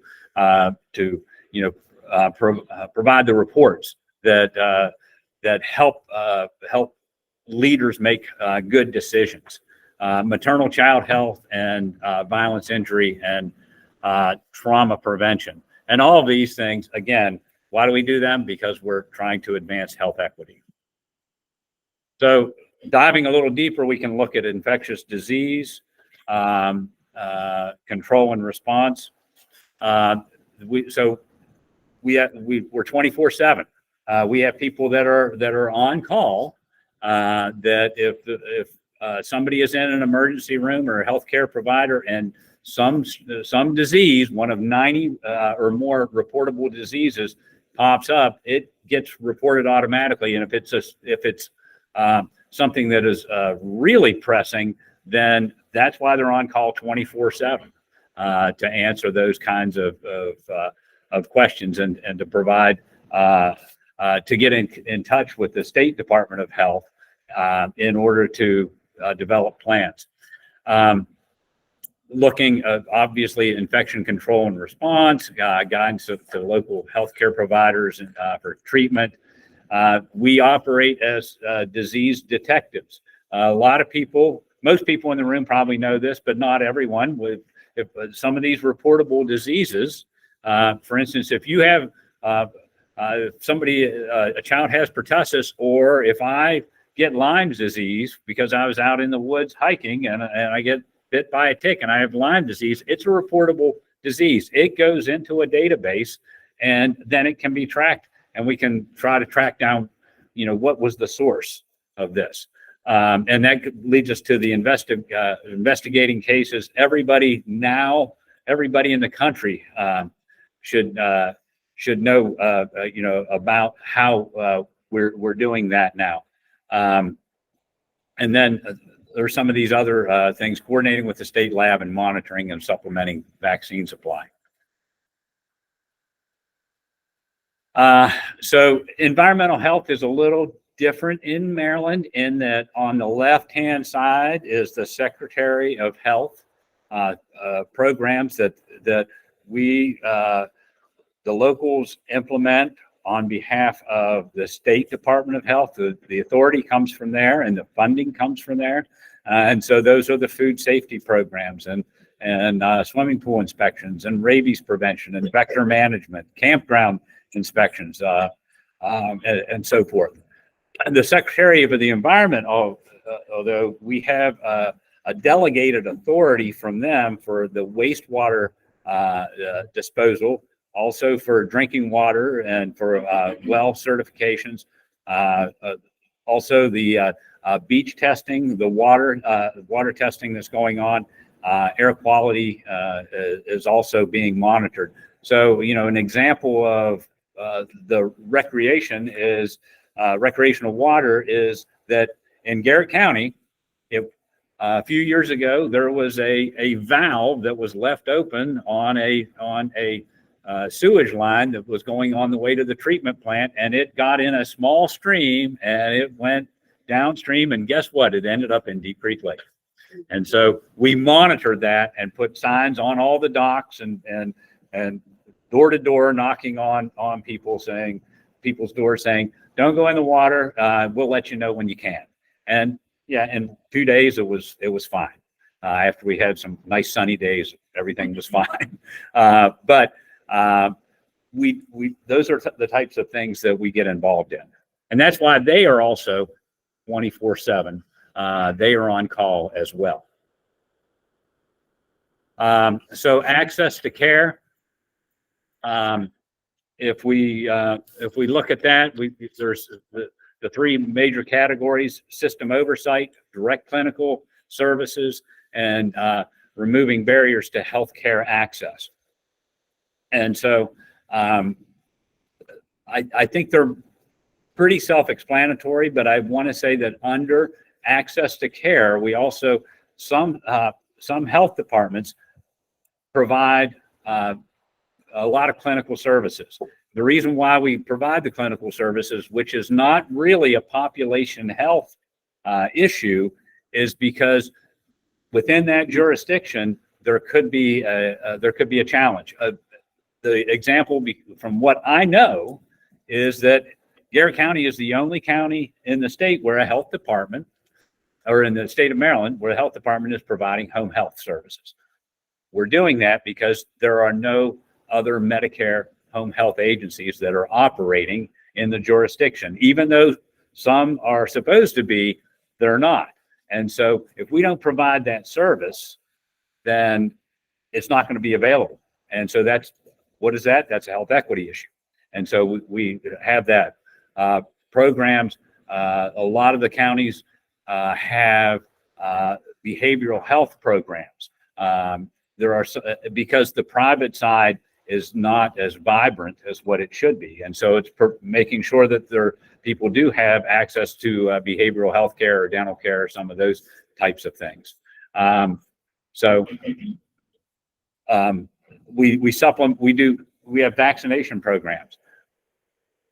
Pharmacies, primary care, they all do vaccinations, but we also have to do them as well.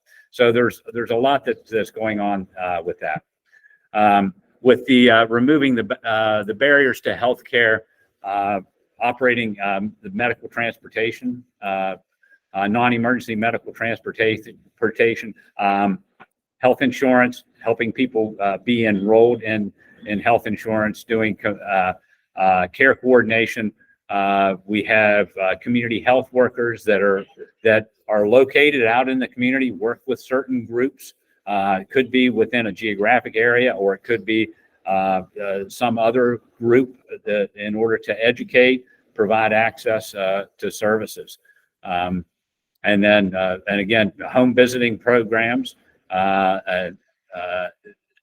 Some of those home visiting programs are things like Healthy Families programs, and nurse family partnerships, working with that population. Any comments, questions? Okay, moving along. So what do we do for health equity? And then address the SDOH, social determinants of health. I think that everybody on the commission, if you're not already an expert in the social determinants of health, by the time the commission has completed its work, they'll be very, very, very familiar with social determinants of health. So collaborating with our partners, we could not do this work without partnerships, with education, with the legal system, with businesses, and community action agencies and so forth. The social determinants of health on the right-hand side of this slide talk about things: healthcare, access and quality, neighborhood and the built environment, social and community contact, economic stability, and education, access and quality. I'm going to move to the next slide, because this is a slide that I particularly like, although I do want to have a disclaimer on it. The percentages on there, I'd like to know who exactly defined the percentages that say, healthy behaviors are exactly 30% of what leads to good health outcomes. But we'll get to that in a moment. So the work of the commission really is starting down there on the left-hand side, down at the bottom: policies and programs, informing the state on what policies and programs need to be put in place, because then they can influence the health factors. So the health factors are what you see on the right-hand side. And why I like this is because it kind of breaks out how somebody can have positive health outcomes, which are defined as length of life, but also the quality of life. So the length of life is not, that's, you know, I don't want to live to be 120, you know. I want to live every moment, have a good life. And so the quality of life is part of that too, as well as the length of life. Unfortunately, length of life is much easier to measure than the quality of life. But the health factors are healthy behaviors that include things like not using tobacco, alcohol, clinical care, and that is really access to care and the quality of care. And so one of the things that we know when we look at that is that we have amazing healthcare systems in Maryland, and yet a few blocks away from some of those amazing healthcare systems, people, their length of life is significantly shorter than people who may live out and about. And so clinical care and having access is not the be all and end all. Social and economic factors, and then the physical environment. I would like to say with the social and economic factors, whenever I speak to anybody, for instance, I meet with the Chamber of Commerce every year. I tell them that they are in the work, they do public health work, because if they can bring in good jobs that are high paying or have good pay, have good insurance, then they can do more for public health than if we spent $1 million on doing a communication plan.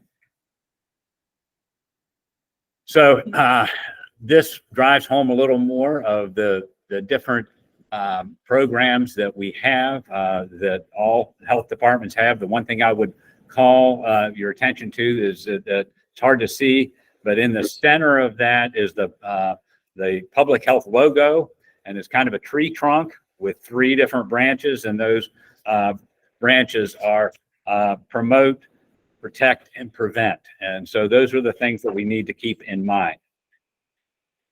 Moving on, so that people have a better understanding on the commission of what services are available in local health departments. On the left-hand side, all health departments in Maryland provide these. And right at the top is the chief health strategist for the community.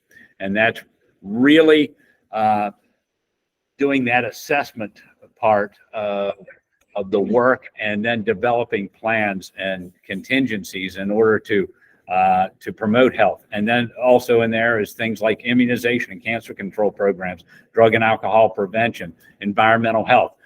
Most or nearly all health departments provide these ones that are in the middle. Family planning clinics, environmental health, the Maryland Department of the Environment, which is the sewer and water. Nearly all health departments in Maryland provide that, but not all. Birth and death certificates, medical transportation, Medicaid enrollment. And then there are some, these are the ones that really are a response to the local situation that local health departments provide, which are things like school-based health centers, behavioral health treatment, residential services, lab services, child safety seats, after-school programs. So I know that there's a work group that's on community and public health engagement. And so that is this slide really addresses that. The one thing I would say is that local health departments have public information officers, and they work very closely with the public health emergency planners. In some counties, they also work very closely with the county public information officer, and that's to get the information out and try to educate the community and engage the public in the work of public health. data and information technology. There's another work group that you'll be diving into the data and information technology. Suffice it to say that we have dozens of different state, federal, and local electronic systems that are within each local health department. And that can be a challenge. Our local IT needs are diverse, but they reflect the diversity of the local health departments. Data and epidemiology is a huge component of that. So we have, we rely on and provide information to CRISP, as well as NEDS, which is the National Electronic Data Surveillance System, or Disease Surveillance System. And so it's critical that we have good information technology within the local health departments. Then the funding, there's primarily, we can break it down into about 5 different categories. We heard from what they do in Indiana. I think we're probably ahead of that. But there's the state and federal pass-through grants. And these are categorical grants. If you've never heard that term before, it is we provide a specific program that we have to use that funding on. So if it's cancer control, we have to use the money on cancer control. We can't say, oh, you know what? We're going to use that on environmental health. We just can't do it because it's categorical. There is state core funds, and we'll talk a little bit about that, but the state core funds support the basic functions and fill the gaps. Local core funds are matched with the state core funds. That is a requirement, and they also support some of the basic functions. Then we have other grants. Various health departments have foundation grants with federal grants with the CDC, with SAMHSA, Maryland Community Health Resources Commission. And then we have fee-for-service programs. And those are the clinical services and permits and certificates. The thing to say about this is the fee-for-service programs, they offer us some flexibility because it's just like a business. Once that money hits our health department, we can use it on whatever we want. The problem is that a lot of the times we're providing that fee-for-service program because the private sector does not do it because they can't make a buck. And so we lose money on most of those programs, but it does give us some opportunity. With the core funds, I did just want to mention that it's based on years ago. A formula was developed. Can't go into all the details yet, but it's the estimated minimum budget that would be required to do basic public health services, infectious disease, environmental health, administration. And that was, there's a formula that goes into that based on the wealth of the county, as well as the needs. And that was established years ago. And so the ratio for the core funding is really based on how much the locals have to put in, is based on that, so that some counties may only have to match 20%. Some counties may have to match as much as 80%, and then everybody else is in between. And so that's a challenge, but it also gives us a great opportunity. Workforce, I know you have a work group that looks at the workforce. Just to let you know, local health departments, many use the Maryland personnel system. Some local health departments use their local personnel system. There are good reasons why you would do one or the other. Primarily, the administrative burden is not as great with the Maryland personnel system, but it's not quite as flexible as what you would have for local.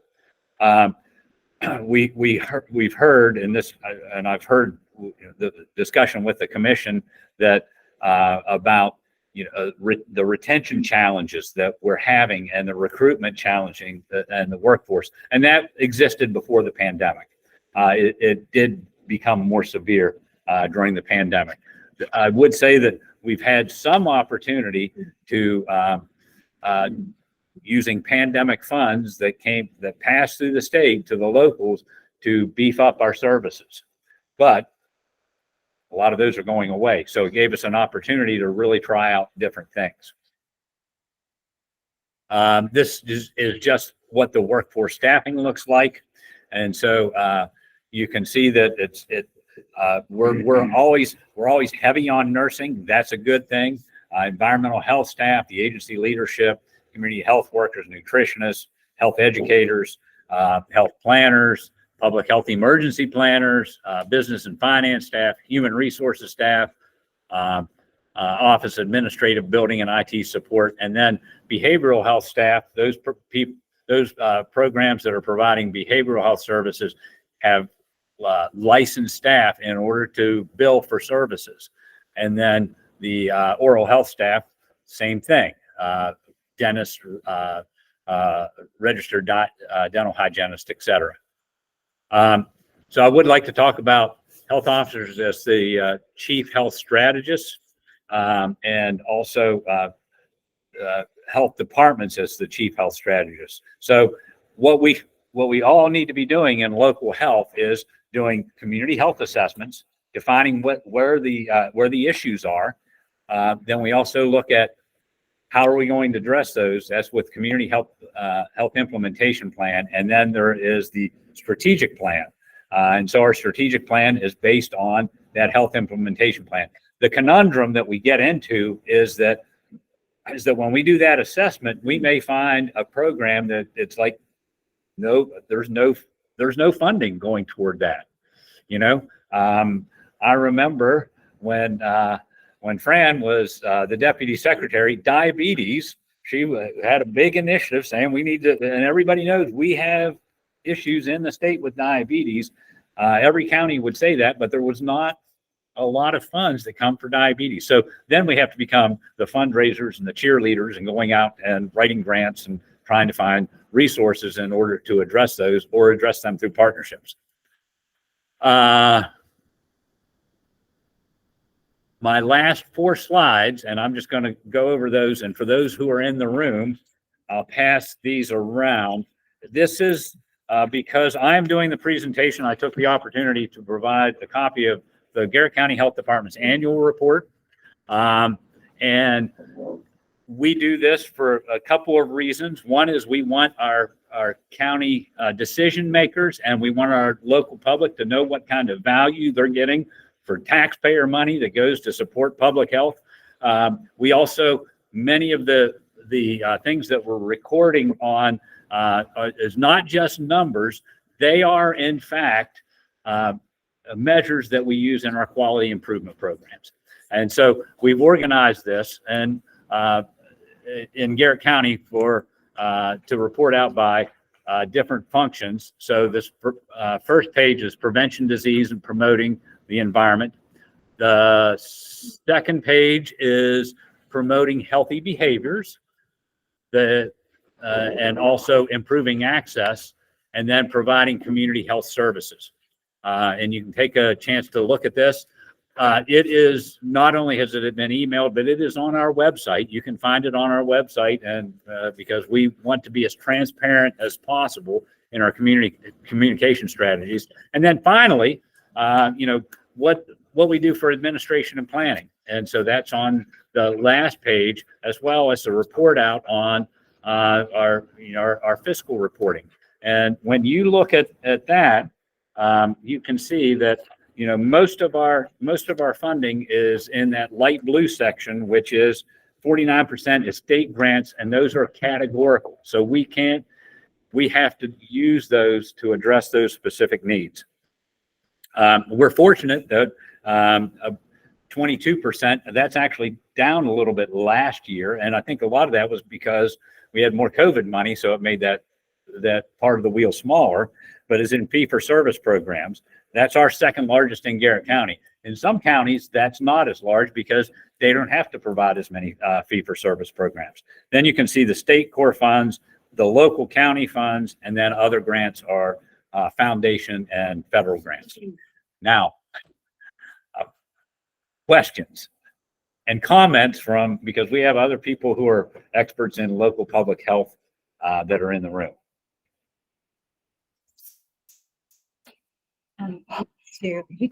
Are there any questions from commissioners on the call?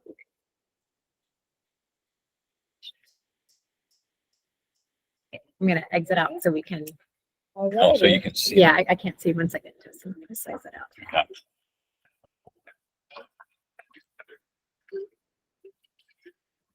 I know I was covering a lot of things very fast. It was great. We appreciate it.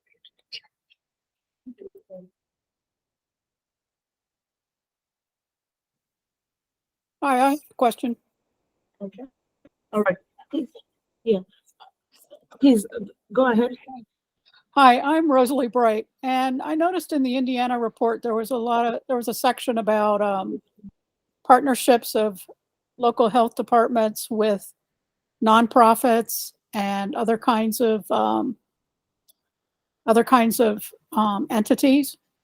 And I was wondering in particular whether the Maryland ones have partnerships, official partnerships with nonprofit groups. Well, the answer is yes, and I can look around the room and we can. There may be some other comments on that, but for instance, you know, within our within Garrett County, because that's what I know is we work very closely with our community action agency. We also have partnerships with agencies like Habitat for Humanity, providing good housing for folks. We also local departments of social services. There's an intersection between those types of services that are being provided, especially income maintenance and helping you know, assure that people have medical care and so forth, that we're working with those organizations. And probably every county has a different mix of the nonprofits that they're working with. We work with developmental disabilities agencies, the nursing homes. We have partnerships with our nursing homes, and then we also, again, in Garrett County, we work with nonprofits very frequently in order to provide services or to do outreach where they have a better opportunity to reach out into the community than what we often have. Thank you. Just wanted to make sure that we capture questions from our work group members as well. People in the room or online. Does anyone have any questions? Please. You mentioned the community health workers, and I know that throughout the state, a lot of times one of the concerns has been that they're largely funded by grant funding. So my question is, are any of them throughout our state or local health departments employed in permanent positions? And if so, do you happen to know like what percentage are employed versus what percentage are funded by grants? Thank you, Dr. Rochester. That's a great question. I think that'll be part of the work of the commission I'm on the workforce committee, and that's probably one of the assessments that we will do. I can tell you that we do have some that are in what we call merited positions, where they are in the state merit system, usually people in those roles, they start off part-time and then they work into that. And I just to add to that as well, if I may, you know, the grant funding for many of us in local health departments, our budgets are heavily reliant upon grant funding. In fact, my budget in St. Mary's County as a local health department is probably around 70 to 80% grant funding, which is tremendously challenging when you're talking about managing a stable workforce, because those grant funds are largely supporting our workforce, right? Or our workforce is heavily dependent upon those grant funds. Much of those grant funds also get contracted out to community partners, including nonprofits and other organizations in the community. But we do use it quite a bit to support our workforce. I think for community health workers, most, if not all, local health departments employ community health workers. The challenge is getting the sustainable funding to continue those initiatives. And the more and more we rely upon short-term grants, the more of a challenge that becomes. And one of the other challenges that we have a model where we kind of mingle the funds where we have if we have an outreach worker that is working in a specific geographic section of the county, they may be funded partly with tobacco control funds. They might be partly with cancer control. They could also be doing some opioid prevention work. And so we'll put those together. But sometimes the problems with categorical funding is you start off and you have 70% is salary and 30% is program, providing, getting resources and all those types of things. Well, as salary goes up, a lot of the times those grants don't go up, and you get to the point where it's 95% is salary and only 5% is to do the program resources. And sometimes that prevents us from doing evidence-based practices, because the evidence-based practices say, well, you have to do X, Y, and Z, and we can do X and Y, but we don't have enough money to do Z, so we can't do the evidence-based practice anymore. All right. Are there any other questions? There be none. Thank you so much for the excellent presentation. Bob. Thank you. Very kind. And thanks, Boris, for the wonderful introduction. So moving along with the agenda, we're now going to go to new business. Okay, over here. Shift. We're We're just gonna shift computers here. Computers.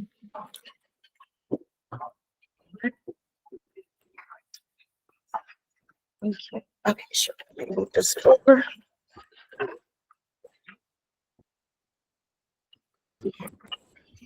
All right, thank you. So for new business, we're going to review the work group co-chairs and membership. We'll have an overview of the 2024 timeline of analysis and recommendations. We'll also go over a discussion on public meeting in the regions of Eastern, Central, Western, and Southern Maryland. To make the meeting go smoothly, we will vote on each item as presented. I'll now hand over this section to Mina to provide more details. Again, we're going to be looking at 3 items in this section, which includes work groups, the 2024 timeline of analysis and recommendations, and then our public meeting regions. Thank you. Thank you very much. For everybody who is on the commission, you've received electronically the roster of membership and the proposed co-chairs for the work groups, as well as the members who've very amazingly volunteered to serve on the work groups of the commission. So if there's a motion for approval of that, we'll entertain that. Awesome. So I'll, and if you have the commissioners here and work group members, if you want to pull up the work group co-chair and members slates, give us a few minutes to pull that up. Let's look at it. All right. I would like to entertain a motion for the commission to adopt the work group commission and membership slate. And again, take a few minutes to look at it for somebody knows. Make that motion when it's ready. Thank you, Fran. So Fran is making the motion. Thank you so much. And we have a second. Thank you. All right. All right. So now let's have discussions, and we'll entertain questions as well. Okay. A moment to review here. And we're also trying to pull it up online. So, okay, it's now being shared. Okay. For our commissioners online, please, we entertain your questions or discussions about the slates, the membership and work group slates. As you can see here, it's broken down into the 5 work groups, and the co-chairs have been assigned, as well as the work group members, Our hope here is that we get one, if not more, meetings in before the end of January. We're on a very tight deadline, which my co-chairs will talk about briefly, but we really want to get the ball rolling. The more we get together, the more work we're able to get done. So just, take a look at it, and then are there any questions about it? Yeah. But is there a plan? Is there Yes. a plan for the work group? Are there specific questions that will be developed for the work group to discuss, so that at least at the end of whatever period of time, each work group has gone through the critical questions? So Dr. Maura Rossman here in the room is asking if there are specific questions that work group would design. And I would say the answer is yes. And that would require us getting together in each of our work groups. It would require a lot of just background research. Again, looking at what's being done, what needs to be done. We have a lot of experts in the room. We also have experts out of the room. But in getting together, we'll be able to devise some of these questions. So the answer is yes. And please feel free to chime in, Mina or other members. Yeah, so the reality of the situation is right now we're proposing the work group and the working leads. Thank you. There'll be a separate sort of gathering with the work group leads and then allowing each work group. So the question is, does it come from the authority, i.e. the chairs or co-chairs versus the chairs of the work group? I submit to you that this is actually going to be a great partnership, right?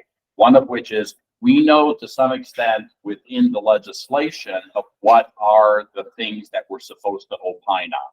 So those questions sort of go into this. Yet at the end of the day, you're absolutely right. Every work group should get a sense of here are some marching orders without being too proscriptive. The reason we don't want to be prescriptive on this is that, yes, we need at the end of all this to have a report, right, with recommendations, but I also want there to be thoughts within those working groups, right? The infamous thinking outside the box within those working groups. And if we just sort of set up a series of questions saying, okay, that's it. Once you're done, the homework assignment is over. I'm not sure if that's exactly what we want, but there'll be a start to this, but there's going to have to be almost a sense of a nuclear reaction going on within those groups, right? Thoughts, processes. Now, we're not pretending that this is going to be an easy process. I mean, Bob's presentation in itself brought me a certain amount of trepidation. Because when things are similar across every single local health department, and you say, here's the change I want to implement, right? Then you can say, it's okay, this is good for everybody. We're in the situation where, yes, there's going to be questions answered, but the question is, how do we sort of bring in, which is why every work group has such an incredible representation of the local health leaders, right? Because somebody's going to have to put a stopgap. Because for me, a natural inclination is, this is what seems to work, right? Let's do it across the board. There may be, right, aspects to that.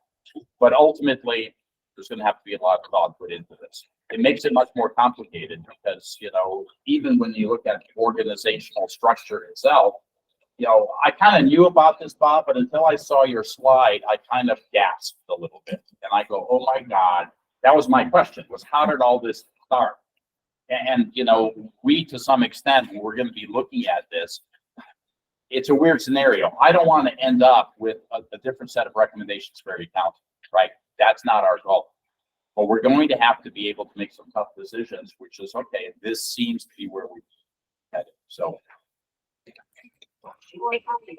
Follow up. So we can have to work together, but I'm curious, kind of going back, is there something that we're going to be presented with some kind of basically a report of these are the challenges currently, these are the things we want to address, at least we have some guidance of what is happening right now and what do we need to focus on? So I think there's some kind of I think there's two things that we want to make sure that the work group start off with. Part of it is not so much as here are the challenges, is I think that's part of it. So here are the challenges that need to be looked at. Part of it also is the work groups need to begin early on is what information does the work group need, right? So this is part of the idea of data gathering, data analysis. Now we have a plan sort of to assist every work group with that. But the first question is what is the information every work group needs, right? To be able to get to that next point, which is what are the challenges, to be able to get to the third point, which is how do you rectify those challenges?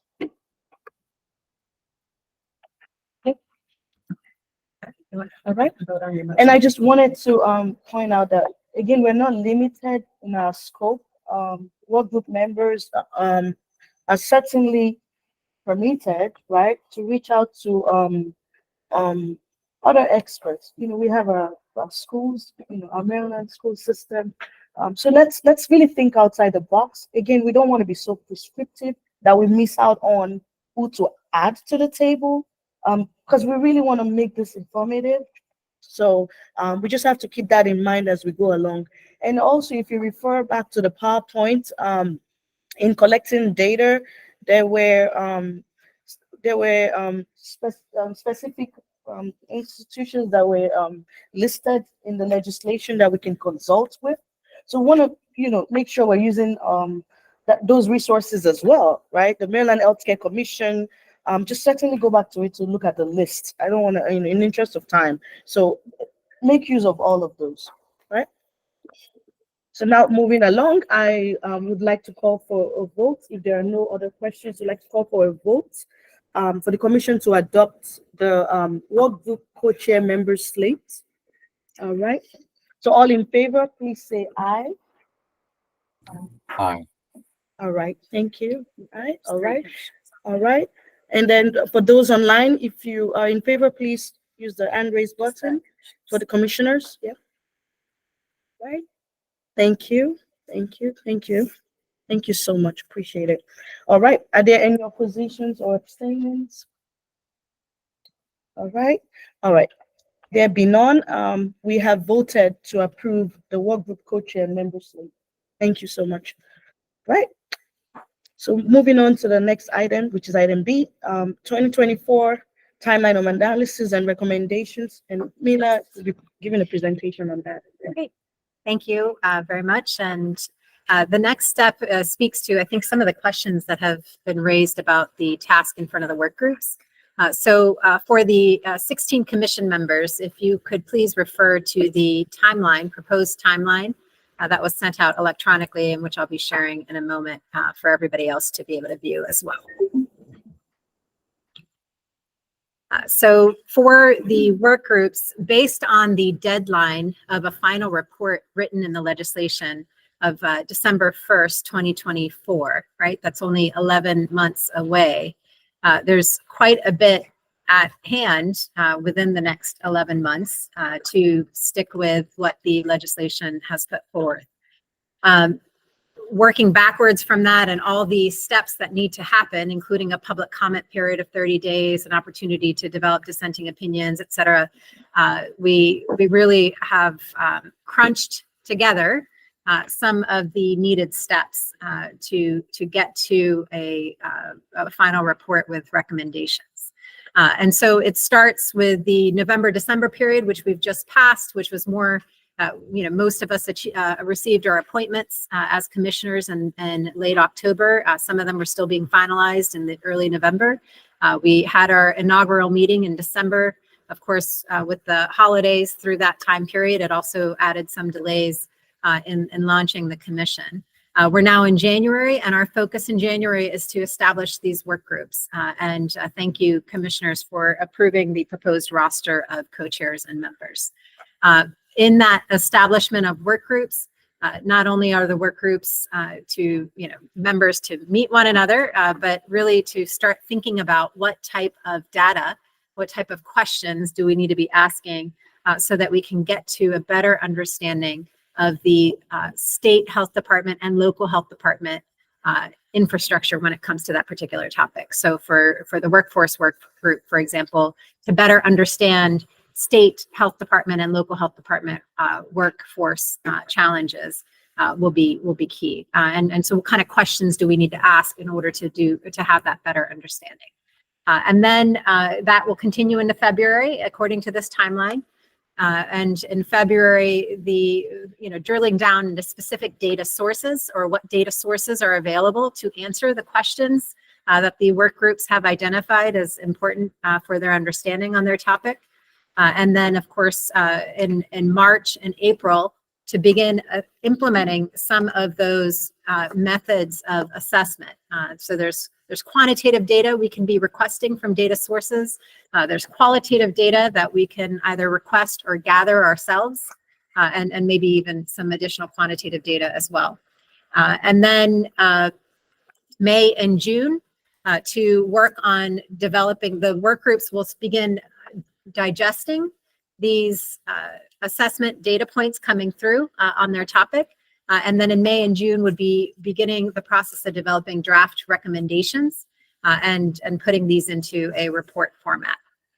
And then the period after that, from July through the summer and into the fall, will really be pulling all of these together, presenting findings to the commission from the work groups and recommendations. The commission considers the recommendations from the work groups, recommendations for reform, I should say, and where we gather public comment. We have an opportunity to reply to public comment. As you heard from Dr. Monroe, they had nearly 500 public comments in Indiana, and we're tasked with responding to every substantive comment.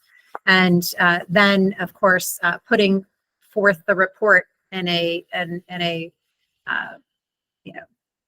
easy to read kind of way for our elected officials and members of the public and so forth, and getting that published and out by December 1st. So that is a monumental task. However, that is the timeline as described, or at least the deadlines as described in the authorizing legislation.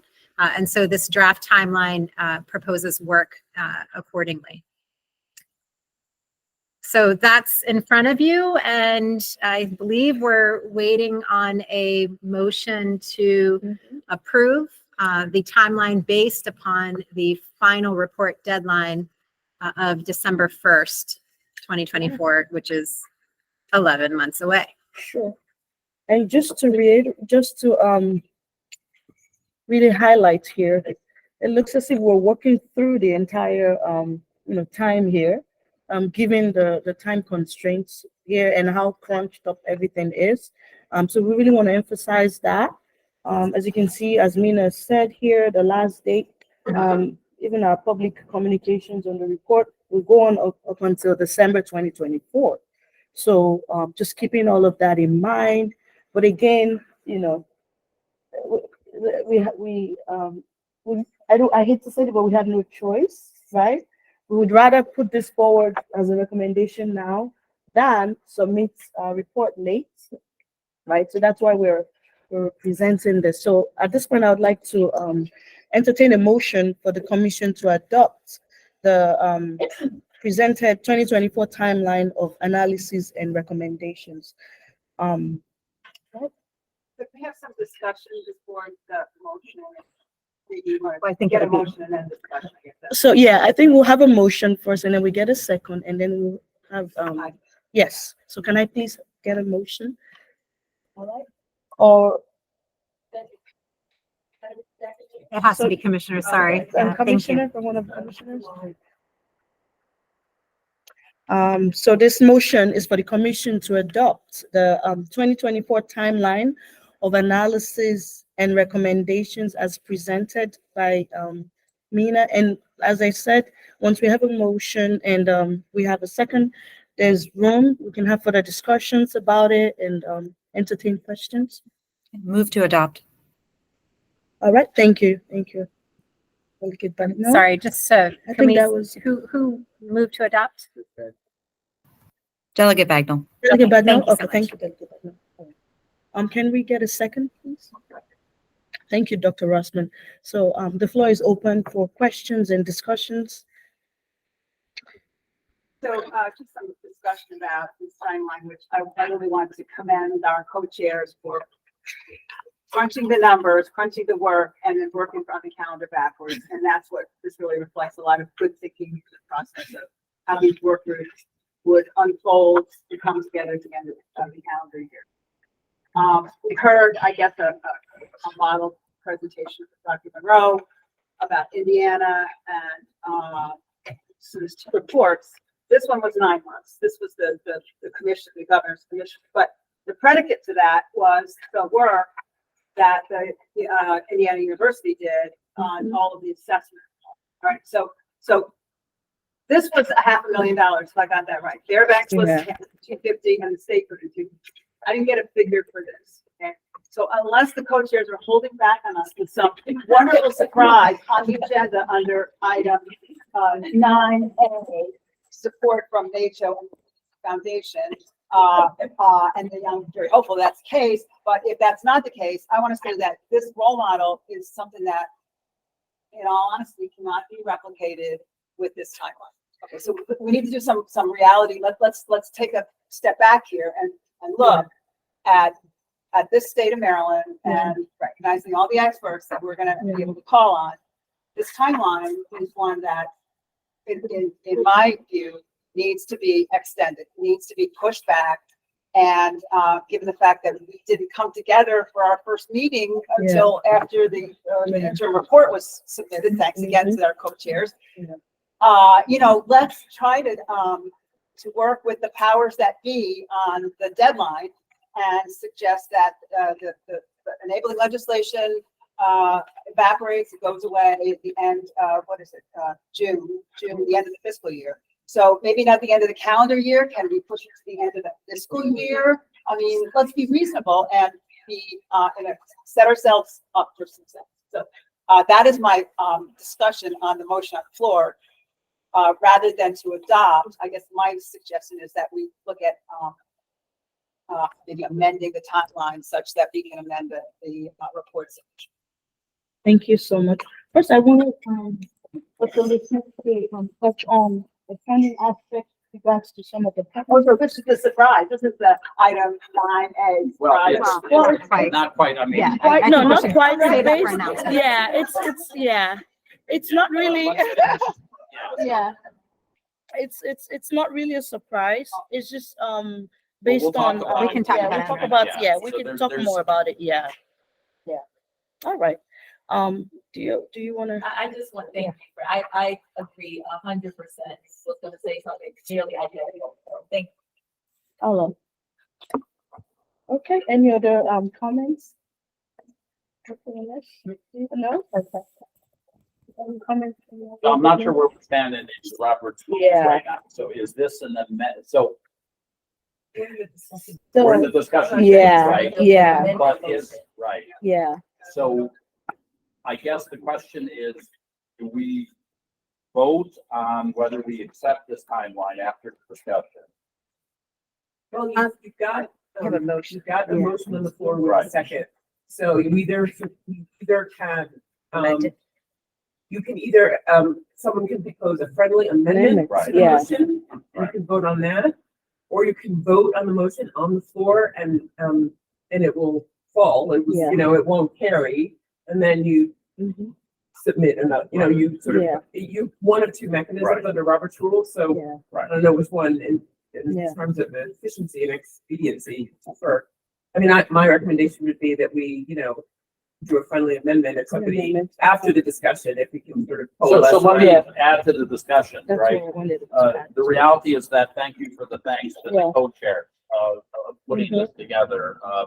It was actually these two co-chairs that did all the hard work, so I'm going to acknowledge where it all came from. That being said, we have obviously our limitations, which is trying to follow the legislative language. This commission, however, right, we all took the jobs on knowing what the timeline was if we have run the legislation, but we are still empowered with the idea of kind of going back and saying, well, the timeline just doesn't fit with what we would like to have as a quality report. The best we can do today is either to acknowledge a timeline or not, or to have an amendment to the timeline saying, here's the recommended timeline. The real question, however, and this goes back to some of our legislators who are part of the commission, is what does that mean vis-a-vis the legislative language? Does that mean, and this is where I don't know what the answer is, does this mean that we go back and have to go back to Annapolis and say, extend the requirements, or is this something we just report on? What I've been told by some insiders is reports are always late. That's what I'm told, okay? We don't want to just sort of play that we're running late. What we want to do is get ahead of the curve saying this is going to be late. What's the proper way of getting it? Because there's only two choices here, folks. It's either we keep to the timeline, and I acknowledge Fran's concern on this. We either keep to the timeline and we come up with a, something that we're almost forcing through, I will submit. Even as a co-chair, I worry about that. None of us are doing this as our full-time jobs. That's part of the issue, right? We have a plan, hopefully that'll work out, that we'll have extra support coming in. I'm not sure in terms of the raising of funds, we'll have to look at that as well. That's part of it. But don't forget, we also, our hands are tied to a large extent, and this ties into the timeline. So this is part of the discussion, is that there's no requisite funding that came along with this, right? And that is different than in Indiana. So enough to say that that's my explanation, and we have a choice to make as a commission right now. Okay. Yeah. Which legislators sponsor, who would sponsor this legislation? Several, including our Who's like the lead Senator sponsor? Kelly in our commission. And so if they're willing to chat about it, they're welcome to say a few words. One thing to consider is in a friendly amendment process, a commission member could propose a new deadline and task the co-chairs with revising the proposed timeline accordingly, as well as notifying those that receive the report that we will need to submit the report and with the new timeline. In the interest of time, I would love to entertain a motion for amendments.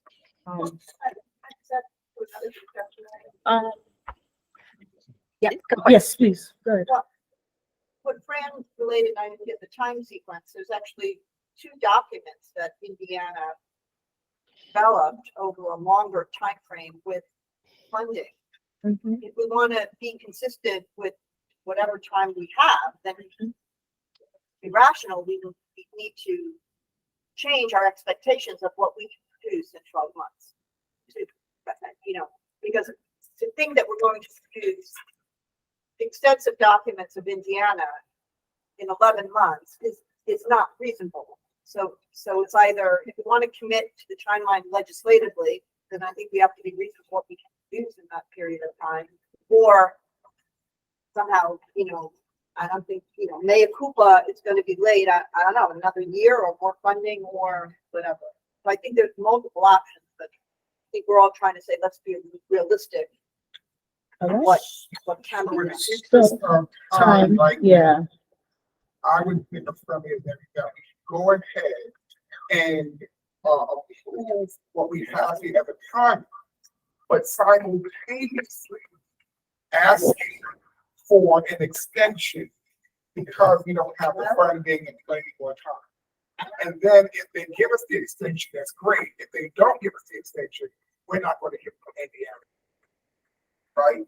So to continue to work, right? Because we still got work to do. Right? So I don't want to hold up a timeline waiting for them to tell us something. Let's continue moving down this way. No, we're going to have to modify that give a baby thing. But if they give us something, they give us something. If they don't, they don't. Okay. Right? So that's not for me. Friendly amendment. I would like to second that. Second, thank you. All right, thank you so much. And for those on the call, I don't know if you heard clearly, but Dr. Gregory Branch is making a friendly amendment that we approve the timeline as is, and go ahead to simultaneously ask for an extension. Okay, and if I can just speak up, because Delegate Bagnall and I have been communicating about this, but I don't think, since we're on Zoom, we're both on Zoom, unfortunately, it's been hard to jump in. Okay. So Delegate Bagnall from the House and I from the Senate tend to agree with Fran Phillips that an extended timeline would be appropriate and well received. I like Dr. Branch's suggestion that we approve this timeline so we have a starting point, but we also make the request for extending the timeline. And I think that Delegate Bagnall and I can both work with our colleagues to make sure that that extension is well received, because I think we want to make sure we have the time to do this appropriately. Thank you so much, Senator Kelly. All right, so the third in interest, we have just a few minutes. We're gonna I'll have Mina, so can we have a vote? I'm gonna call for a vote. All in favor of the amendment, say aye. Aye. Aye, okay, all right. All right, any opposition? All right, any abstaining? All right, so the motion carries. Thank you so much. So third presentation Yeah, on the so public the meeting request. last item for new business is public meetings. The legislation requires 3 public meetings in the state held in different regions of the state. The co-chairs are proposing to the commissioners that we hold 4 public meetings over the span of March through June, with each public meeting in a different region of the state. The 4 proposed regions are Western Maryland, Central Maryland, Eastern Shore, and Southern Maryland. And the sites, locations, it would be hosted by the one local health department in each of those 4 regions. So Western Maryland, the host would be Washington County Health Department. Eastern Shore, the host would be Talbot County Health Department. Central Maryland, Howard County Health Department. And Southern Maryland, St. Mary's County Health Department. These have been cleared through the health officers in those jurisdictions as well. That's our proposal. Thank you so much. So I would now like to obtain a motion for the commission to adopt the specified regions for public meetings. Over. All right. Somebody move. Oh, who's moving? I'll make that motion. Oh, you make the motion, Frank? Thank you. And second? Any second? All right. All right. Great. I'm Dr. Greg. Thank you. Any discussions or questions about that? I'm sorry. No question. Yeah, no, no What problem. was the rationale for those? I get the Western. Yes. I guess specifically the Central. What was the rationale for Howard County? Dr. Maura Rossman's on the board. Dr. Maura Rossman's on the board. We were looking for health departments that had the capabilities to do a hybrid option, a hybrid meeting, and host a certain number of people within their facility. Are there any other questions? Did we consider them Sturgis County or Baltimore City? Sturgis County or Baltimore City? Were they approached? I know Baltimore City just got a new. Yes, and we haven't approached, no, I did not approach those health departments. We could certainly consider it if the board directs us to do that. I can certainly reach out to do that. You made the vote in carry. I just don't know if we'll get the representation. Oh, your concern? Okay. So my hearing, I was wondering about, I didn't hear Baltimore City or. Okay. Right. Okay. If the board would, if the commissioners would like an additional public regional meeting, we can work to add an additional one. Or if you would like to change the location for the Central Maryland one, that's up to you all to decide. It's Howard County. Howard So County Dr. Department. Rossman's health department. Okay. So we have Eastern Shore, Talbot County Health Department. We have Central Maryland, Howard County Health Department. We have Western Maryland, Washington County Health Department, and we have Southern Maryland, St. Mary's County Health Department. I just don't think there are enough representation of a densely populated county is County, something that okay. we need to include in the conversation. So- I mean, Howard County is densely populated, but not as much as Montgomery, Baltimore Baltimore City, City. or Prince George's. Okay. Montgomery has a large Latino community, so that sort of gets to it, but none of those are being considered, Yeah. and I think they're worthy of consideration. Yeah, great point. Absolutely. Okay. Okay. All right. So Would if you want to somebody like propose a to- yeah? motion or something, then we can act on that. Propose a friend, yeah, an amendment? Yeah, a fifth, let's include a fifth. Include a fifth? It's the. Can I ask how those were selected, the ones that we selected? So we have Eastern Shore, hosted by Talbot County Department. We have Central Maryland, Howard County. Central, which is Howard County Health Department. Western, which is Washington County Health Department, and Southern Maryland, St. Mary's County Health Department. But we're hearing the addition of Montgomery County, Baltimore City, and potentially Prince George's County. One, not all three. Or, yeah. So I propose that we include a fifth site Central Maryland site to be either, depending on technical capabilities and interest, Baltimore City, Prince George's County, or Montgomery. Okay. And we have to sort of explore. Oh, Baltimore County. All right. Thank you so much. Can I get a second, please? Thank you. Second. Okay. Thank you so Very, much. very respectfully, can we hear again what that motion was? Can you please restate the motion? All right. Or if you want, I can repeat it. Okay. If you can repeat it. Okay. The amended motion is to, I believe, support the 4 that are selected at a 5th regional meeting, which would be located in either Prince George's County, Montgomery County, or Baltimore City. Depending on the technicalities. Yeah. Thank you.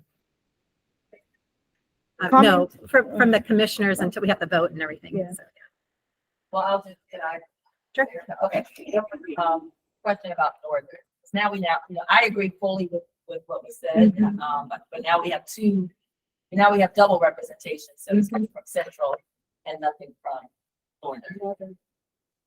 So I think the legislation requires 3, and by virtue of requiring 3, there's, we are struggling to cover the entirety of the state. That's partly why we're hoping that these public meetings are in a hybrid format, so that people can at least participate electronically for those who have the means to participate electronically. I think at some point we have to decide that we're not going to be able to be in every jurisdiction unless the commissioners want the time invested in having a regional public meeting in every jurisdiction. That's certainly something to propose, and certainly something we could bring to entities within those jurisdictions to decide how they implement that. All right. Are there any other questions? All right. Okay. So moving along, we'd like to take a vote on the amendments. All right. All in favor, please say aye. Aye. Any oppositions? Please raise your hand. And if you're joining online, please use the, as a commissioner, please use the hand raise button. All right. I don't see any opposition, any abstaining. All right, no. All right, the motion carries. Thank you so much. Second to the last item here is announcement.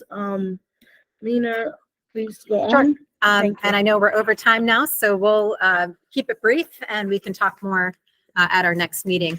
The Maryland Association of County Health Officers, which also represents all 24 jurisdictions of the state, including Baltimore City, provided or gathered unanimous support from its membership to support this process in Maryland, because we recognize how critically important it is to the future of every Marylander in each of our communities, and how critical it is to the long-term sustainability of public health services throughout the state. Because of that commitment, MACHO, the Maryland Association of County Health Officers, has gone into a collaborative agreement with the CDC Foundation. You heard from Dr. Judy Monroe earlier, who was the co-chair of the Indiana process, and is very well-versed in how this process rolled out at a state level. And she leads the CDC Foundation. So MACHO has an agreement now with the CDC Foundation to provide staffing support to the 5 work groups and to assist with technical expertise the process that Maryland will soon be undertaking. Thank you very much, Mina. All right. So moving along here. What about the next meeting announcement? Okay. So the next meeting is going to be on February 1st, okay, 2024. It's also going to be in hybrid format. We're going to have the face-to-face here at Baltimore County Department of Health and a virtual option. The co-chairs are going to be having a site visit to Indiana on February 22nd to 23rd, 2024. And we'll keep you posted on the visit. Lastly, on the agenda is just adjournment. This is the time where, there's a question. Sure. We're actually doing interviews with the individuals who were served on the Indiana Commission, and we're participating in Indiana Public Health Day, which is essentially a rallying cry about implementation of their plan. And I guess the foundation is funding that. No, I think individually, the co-chair organizations or personally are funding that trip. Because there's no money associated with the commission. So I just question why you can't do the individual virtually in this day and age. You could, absolutely. And we are going to be setting up meetings with many of the Indiana stakeholders, but I think there's incredible value to being there in person and meeting the individuals who you might be able to. So, All right. so I guess Metro has agreed to fund that. No, Metro is not funding that. It's, Anyway, that's all right. All right. So, at this point, I'll be thank you so much for the comments. I'll be asking for a motion to adjourn the meeting. Can I please have a motion to adjourn the meeting? It is 5:09 p.m. And so move. Thank you so much. Thank you so much, Camille. Second, thank you, Fran. All righty. So, everybody in favor of adjourning this meeting, please say aye. All right. It's like we have large representation. And then anyone against us adjourning this meeting today? Or anyone abstaining? You'd like to stay here? All right. For the record, the meeting was concluded at 5:09 p.m. We are very, very thankful to you all for being here today. We do not take it for granted. We'll keep working on this. We'll fine tune it and we'll get this done. We will together. All right. We'll see you next time. We hope to see you next time online.